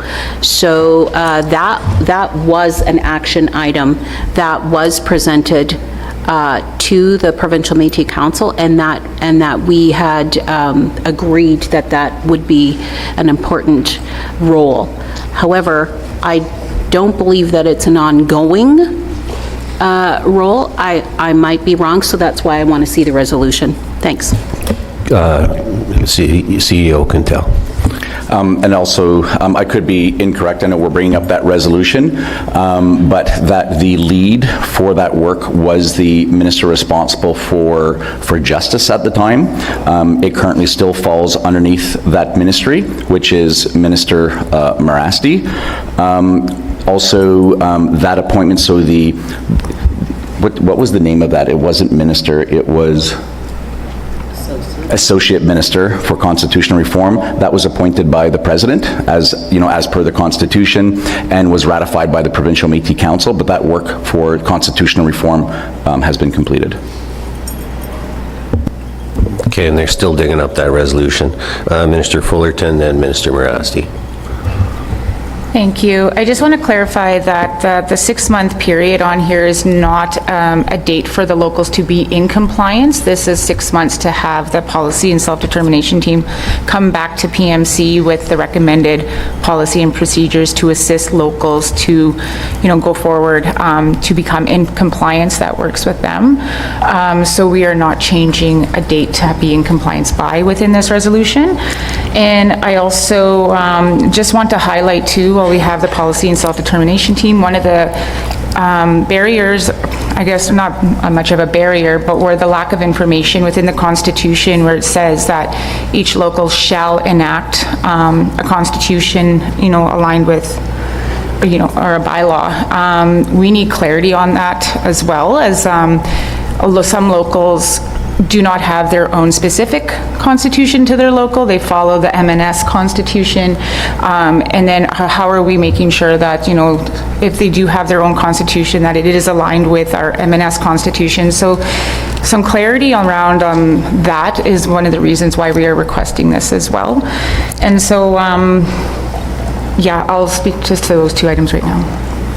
Thank you. Mr. Marasti.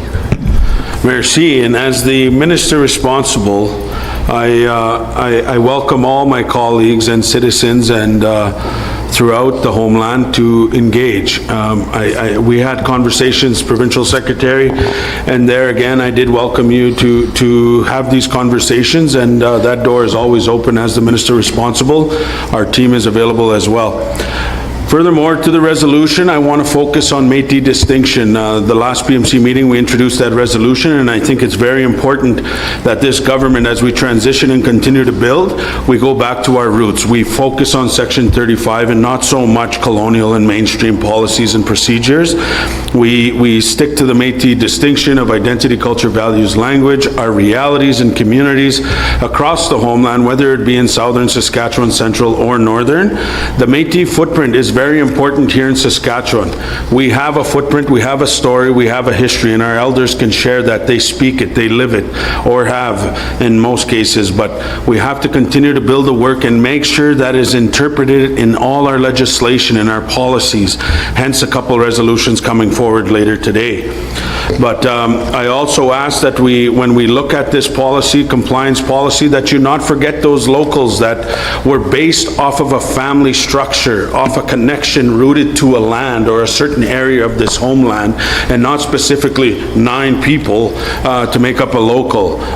Keep that mindset available to you, openness, so that we can continue to build that strength, that strong foundation as a Métis Nation government. Even more, the title, locals, it's so union, it's not Métis. We need to consider changing that. I would ask that our team consider providing some suggestions or ideas as we build these policies going forward. So thank you. Thank you, Minister Morasti. Any other questions, comments? Secretary Hansen. Thank you, Minister Morasti, for your words in regards to working with the locals and the importance of creating strong locals. And as you mentioned, we go back, and we go back far. And a lot of our locals, we have never had the opportunity. I hear President McCollum speak and say, you know, we're moving forward, we're doing good. You know, we have more finances than we've ever had, and yet our locals are really poor still today. I think that we need to be able to take the time, and this is a real opportunity to follow through with the MNLA, the highest court. It's the highest court. We need to be able to work with the locals. We need to take the time. We need to give them that opportunity. They've never really had an opportunity to build. We have a report. I don't know who the oversight was, and we didn't even know that that was ever passed here. There's discussion on it. There's, you know, saying there's pulled out things now. Who's that oversight? I'd like to know that. I've been elected. My platform was to work with the locals, to help the locals to build strong locals, and I would like us to be able to make sure that we follow the resolution from the MNLA, April 14th, 2019, where the secretary is out there working along with the regional representatives and the locals, and if we do need a year to make sure that we are distinction, then we take that year. We don't just put it for 6 months. I think we take the time to do the real hard work that has to be done with the locals. It's time. Thanks, Secretary. President McCallum, then the CEO Cantel, then Minister Friesen. Thank you, Mr. Chair. 12 years I've been here, like I said in my opening remarks, in regards to this idea of building a government with governance. Yes, we struggle. We've identified within the last 8 years in regards to where our weaknesses are, one of them being locals. We had a commission that didn't produce any information that helped us in regards to how we can better support the locals. Not that we don't hear from the regional directors and the local presidents in regards to what they would like to see. When we're building a government, when we are continuing to build a government and governance within the last 8 years, we have these grand ideas that we should be somewhere, but it takes a lot of hard work to be able to get there. It seems like sometimes we disregard in regards to the hard work that we've done to be able to have trust from our people, trust from the area directors and the locals. But we've spent money where we thought would yield the information that we needed to be able to qualify or have a plan to be able to work with locals. That didn't happen. So we do make mistakes. But at the same time, in saying that, when I mentioned we have a lot of capacity coming in, if we were to break down from your ministries in regards to what you get from those capacities I talk about, some of it is earmarked mostly for the representation you have on economic development, education, health, and the list goes on. It's not a bundle of money that we can easily break up to be able to address some of the issues that are urgent. And I appreciate in regards to the resolutions that are entertained today and hopefully supported to be able to continue as much as we can to do the hard work and to be able to finally find resolve in regards to how we deal with our locals, but more importantly, in regards to finding capacity. But if we sit here and disregard in regards to how much work we do, then all of a sudden it takes away again the respect and understanding that needs to go along with having a government in regards to how money is spent. So I look forward to that discussion. I'm supportive of this resolution in regards to the 6 months, and to be able to have formalize an idea in regards to how we're going to address this. Only then can the finance minister and our team recognize, not that it hasn't been important, it's always important, but to be able to find the extra resources that we need. You know, I look at Leonard in his region in regards to thinking outside the box and initiating efforts to be able to negotiate with NextGen, to be able to work 4.5 years of negotiations. And I look at Minister Marasti in regards to what they've done with Denison Mines. There's a big announcement that'll be coming out pretty soon. I need that effort to be done by the area director sitting around here. I come from a community where we negotiated, the first deal we negotiated was $70 million, and I'm not sure what we negotiated the last couple of years. I haven't been part of the community because I'm here, but I know it is a good deal. To continue supporting our preschool, daycare, childcare, wellness centers, SIR, RCMP, elders, gatherings, harvesting gatherings, and stuff like that, where I come from. I would like to see that. That's why I said that the people that have gone to the ballot box to vote for you expect results. But at the same time, high expectations are sometimes put on your lap. And you have to be aware that your government, our government, only can do so much. The sooner that we can engage, as the minister responsible for economic development, I would like to have meetings in each region. I would like to discuss in regards to what research we can do. We have a war chest to be able to support you. We have negotiators and good negotiators, and you can see the results of what has happened. Eastern Region 3 is now been on that negotiating their interest within their territory on wind power. And so there's a lot of other things that we're dealing with, the pipeline. There's Ontario, Manitoba, Saskatchewan, and Alberta, 39 leaders sitting together to be able to negotiate a turnkey operation project, where the federal government is really looking at big projects that complements and benefits the majority of our people in the West. So those are some of the ideas that we have to move forward to. But to be stuck in an area where we're going to find the solutions, no. 6 months, yes. Within the next 6 months, if we had the commissioner come up with the results of what we wanted, is to be able to address the needs of our locals, but more importantly, in regards to what areas can we prioritize to be able to quicken the pace, so to speak, in regards to finding capacity. But this resolution, I fully 100% support to be able to start that conversation. Thank you, Mr. Chair. Thank you. CEO Cantel. Thank you, Chair. I want to thank the team for bringing up the past resolution from 2019. And I think, Council, it might be helpful if you could provide some clarity to the Provincial Secretary. I'd like to read the resolution. It was moved by Joe Degno and seconded by Malvina Goulet.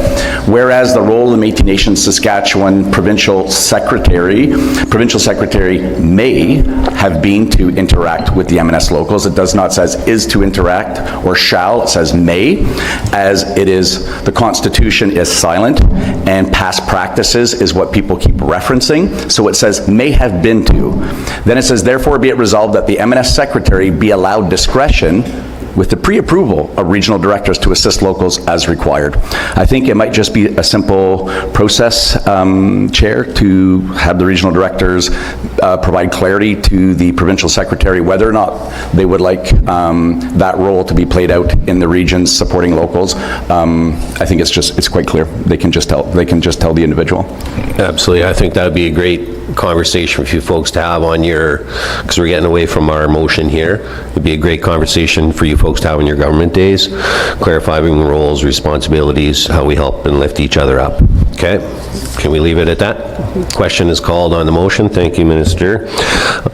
That was questions called. That would have been in your third comment as well. Conversations to be had regarding those roles at your government meeting. So all in favor of the motion? Opposed? Okay, so thank you. Number 7.6, State of Emergency on Drugs, Gangs, and Violence in Northern Region 3. Whereas the Métis Nation Saskatchewan MNS recognizes the distinctiveness of Métis identity, culture, values, and language, inclusive of knowledge keepers, Katayak, Le Vieux Monde, the old ones or elders, youth, women, and distinctive resources, which is incorporated into proposals and decisions of the Provincial Métis Council, PMC. Whereas the Métis within Saskatchewan are rooted in their distinctiveness, including identity, culture, values, and language. Whereas the continuing legacy of colonization and injustices against Indigenous peoples of Canada has led to a crisis driven by the widespread use of drugs, resulting in gangs and violence in Northern Region 3, NR3, fracturing our connectedness to our communities and to the land. Whereas the crisis in NR3 has fueled a rise in violence that erodes the safety of Métis communities and our traditional ways of life. Whereas the crisis disproportionately affects the most vulnerable in our communities, including women, children, youth, and Katayak. Whereas the impact of drugs, gangs, and violence in Northern Region 3 has strained community resources, including healthcare, law enforcement, and social services, and requires urgent action. Whereas NR3 and Métis Nation Saskatchewan is committed to working with other governments and partners to establish culturally grounded and collaborative interventions that restore connectedness and well-being within our communities. Whereas declaring a state of emergency in NR3 will empower NR3 and Métis Nation Saskatchewan to call on other governments, access key resources, and ultimately build collaborative solutions in ways that honor our inherent rights to self-government and self-determination. Therefore, be it resolved that the Provincial Métis Council, PMC, hereby declares a state of emergency on drugs, gangs, and violence in NR3 effective August 19, 2025. Therefore, be it resolved that the Provincial Métis Council directs the Métis Nation Saskatchewan to engage with provincial and federal governments to secure additional funding and resources to support community-led initiatives, such as the NR3 Justice Partnership Pilot Project that reflect Métis values and respects Métis distinctiveness, including identity, culture, language, and values.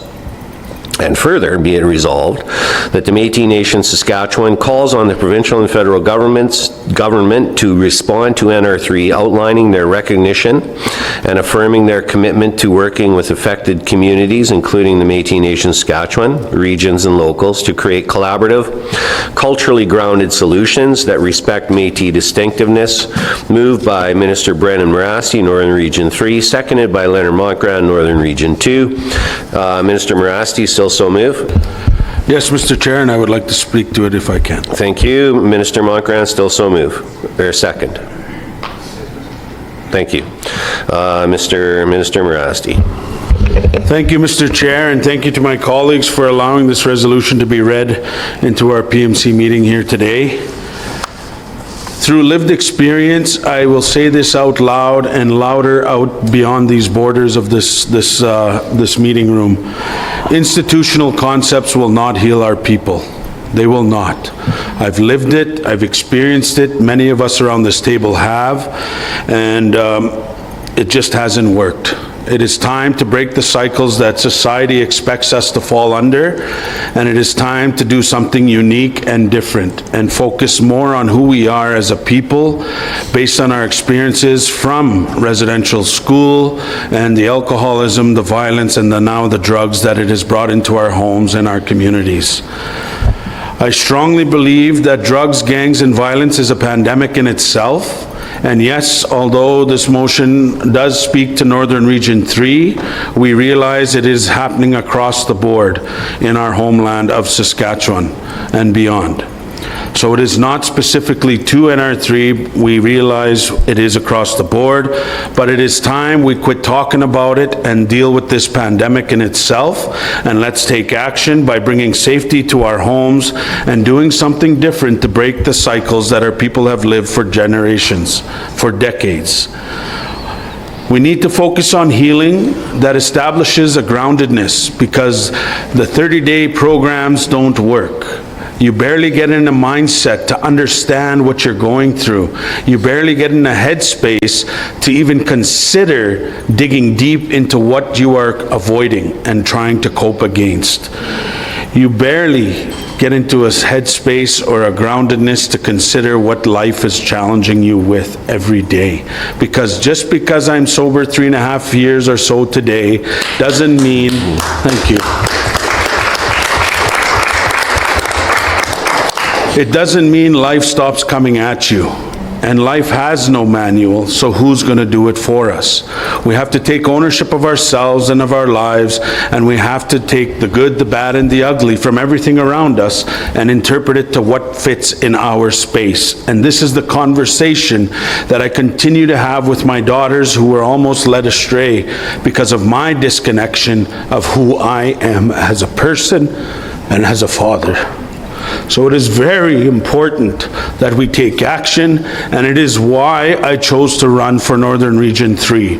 Not because I want to be personal or attack anybody, but because I want to do something different, and sometimes you have to get in an elected position to be in this space, to be heard. And now I am here based on 25 years of lived experience with drugs, with gangs, and violence, manipulation, and everything that addiction brings to you. 90 meetings in 90 days is a bullshit concept. It is bullshit. It doesn't work. We have to take ownership of our lives ourselves, and we do that by finding our roots, connecting with our spirit, and that's what I did differently. That's why everything outside of my space does not affect me, because I am now in control of who I am. Nihki, my being. I put the work in. I went through a wedding this past Saturday, and I was questioned, did you drink? No. Thank you. But I didn't drink, I didn't crave, I didn't fret, I didn't freak out. I celebrated, I enjoyed my family and friends, and we had a great time. But I didn't walk on edge. I lived it, I experienced it, and I enjoyed every damn moment of it. So family, friends, in this room, online, I ask you to support the state of emergency on drugs, gangs, and violence, and the leadership of our Métis Nation Saskatchewan government to take ownership of our people, our communities, our lives, and let's do something different for our family and friends, our kids, for generations to come. Thank you. Thank you, Minister. Leffy, President Langen, then Minister Fullerton. First of all, when I got to the very last bit of the resolution where it said further be it resolved that the Métis Nation Saskatchewan calls on the provincial and federal government to respond to NR3 outlining the recognition and affirming their commitment to working with affected communities, including, and this is the part that really touched me, is no one was being left out when it's made, the regions and locals to create collaboratively, because as we all know, the drugs are everywhere. It's killing our young people. We've lost so many people back home because of overdoses and drugs and everything else. So I was really, really happy to see that the regions and locals throughout the whole province are being included in this. And I support this 100%. And thank you for bringing it forward. Thank you. Thank you, President. Minister Fullerton. Thank you, Chair. And thank you, Minister Morasti, for always sharing your vulnerability and the truth to which many of us have experienced and many of our citizens are still experiencing. Reading this, and I support the state of emergency, and I also want to highlight, and not taking from your community at all, but it is a provincial-wide epidemic. Within every community, we are facing drugs, addictions, gangs, violence, homelessness, and yes, as a Métis Nation, we have an opportunity to look at each community, distinctively and specific to that community. And so when we look at, as Minister of Health, Mental Health and Addictions, I encourage you and the rest of my colleagues, when there are issues arising, when there's questionable programs that are not being delivered by Métis Nation that we would like to either challenge or change, to collaborate with me. It is my responsibility within this ministerial portfolio to help find those dollars, to work, again, collaboratively, to find solutions and to make sure that they are effective and we are not finding Band-Aid solutions or duplicating services that are already in communities or replicating programs and services that are failing our people. So when we address these issues, they are dire. We have our citizens, our family, our allies, our kin dying every day. It breaks my heart when I see reports being shared. The reality is we have 90% of our Indigenous people filling those spaces that are incarcerated. We have many of them that are from the north. We have folks that are being stranded in the urban centers and becoming homeless. And so this is an epidemic across the province. And so I am giving my commitment to work within my ministry and the staff in looking at ways that we can address these issues distinctively and that are sustainable. One of the other things I do not want for us to do is set our citizens up for failure or rush into a program or service that we cannot commit to making sure that it is ongoing. So we have the right people at the table. You have my support. I want to continue this conversation after this and address it immediately. I do believe, speaking with, or when Matt was acting CEO last week, mental health and addictions, we have ways to get creative right now and address these issues and deliver to our citizens and our communities directly. I'm looking forward to having that conversation with my colleagues. And again, the importance of interministerial work amongst each other. We can come together as ministers and access the different resources, utilize each other to find the networking. I'm connected with folks that maybe, Minister Montgrand isn't, and like sharing these networks and sharing these, I know I'm past my 2 minutes, just really wanting to highlight that I do support the state of emergency, and I do honestly believe that it is provincial-wide. And Minister Morasti, I do want to just affirm that I'm right here. As soon as this is done today, let's get to work. We'll make something happen. We'll find funding. our citizens are worthy and they deserve better than what they have right now. Thank you, Minister. Minister Carrier. Good morning. I am in support of this motion. As many years being within the Métis Nation as regional director within my region, there is several encounters that I have tried to resolve with the communities within my region, and I see it throughout the north. I see it with discussions with other leaders that when we connect in either SUMA or different leadership forums, that this is a very hard situation that each community is facing, is the epidemic of violence, drugs, and gangs, and there's seem to be more and more of this behavior and this occurring within the communities. And a lot of the communities, especially in the north, they're feeling the struggle and not seeing a way out with a lot of the policies and procedures that are in place, especially with harm reduction. And there's no way for citizens to be placed into a harm reduction site without their consent, where those policies are not there for the citizens and families to try to get their parent or their family into treatment.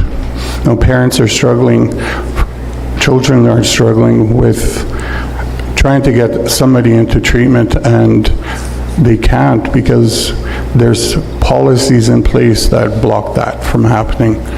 And I think, you know, having a declaration, not just specific to Northern Region 3, I think the whole North or the whole province needs to be on this motion where it makes it more powerful to the province, to the federal government, that, you know, we have an epidemic in the Saskatchewan. It's not just focused on Northern Region 3, but all of Saskatchewan.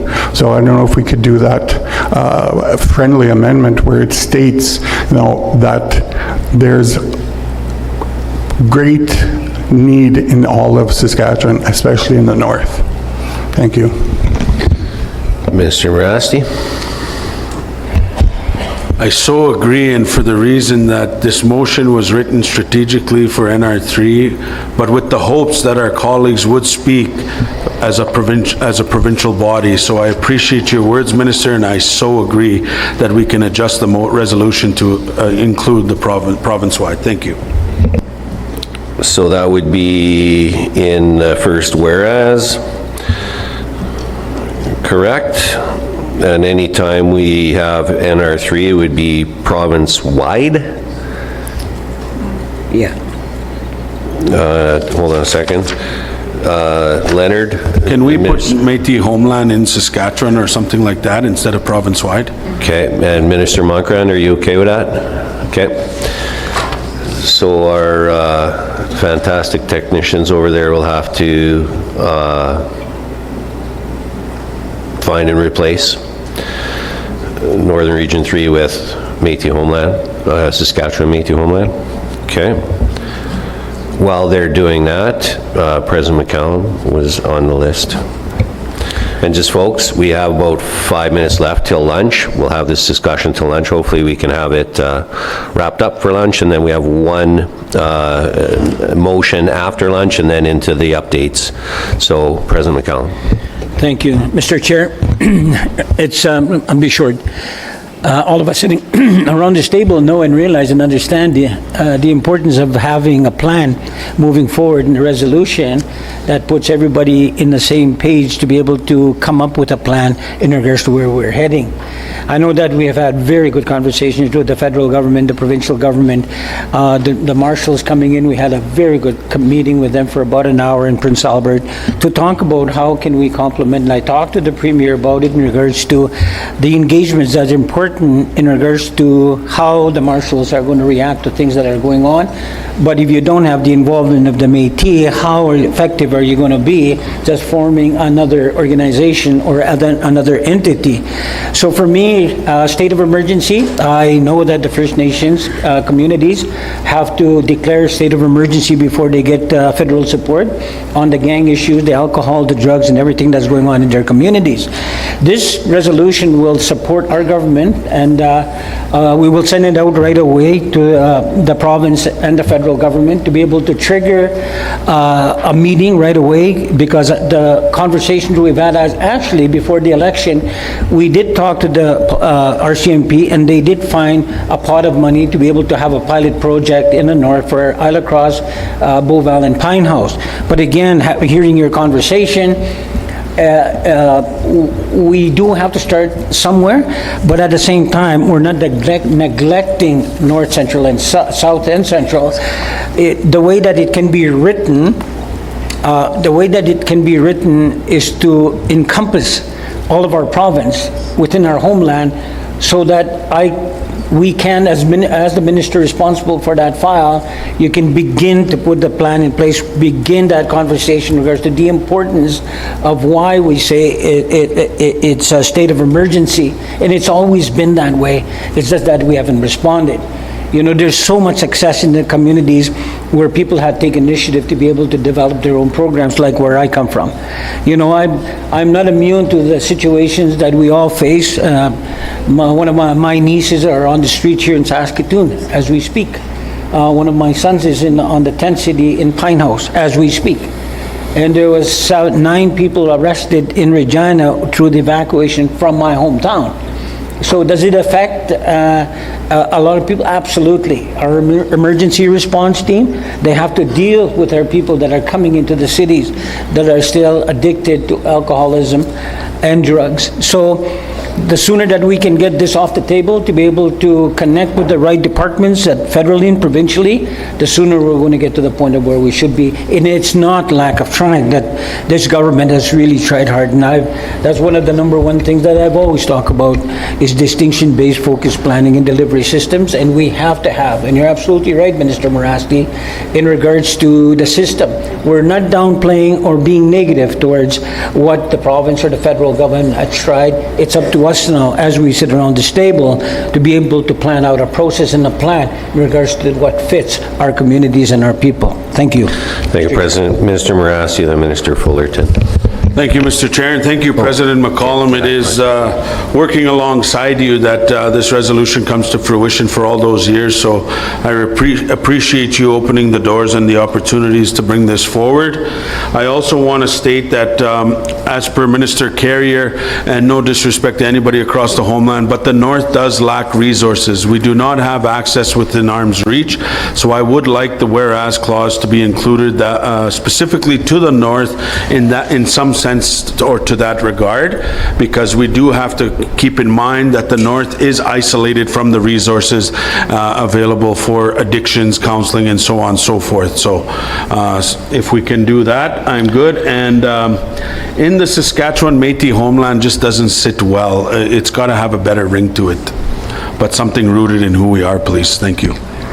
Okay, so we still have 3 folks on the speakers list, and they're going to have to keep amending. So, Minister Fullerton, please keep it concise. I'm going to keep this very short, and it's going to be wordy, but I really do think it's important that within this resolution, we specifically state NR1, NR2, NR3. It makes it more powerful, and it makes it very specific, so it might make it a bit longer, but I would like to have each region individually included in this resolution.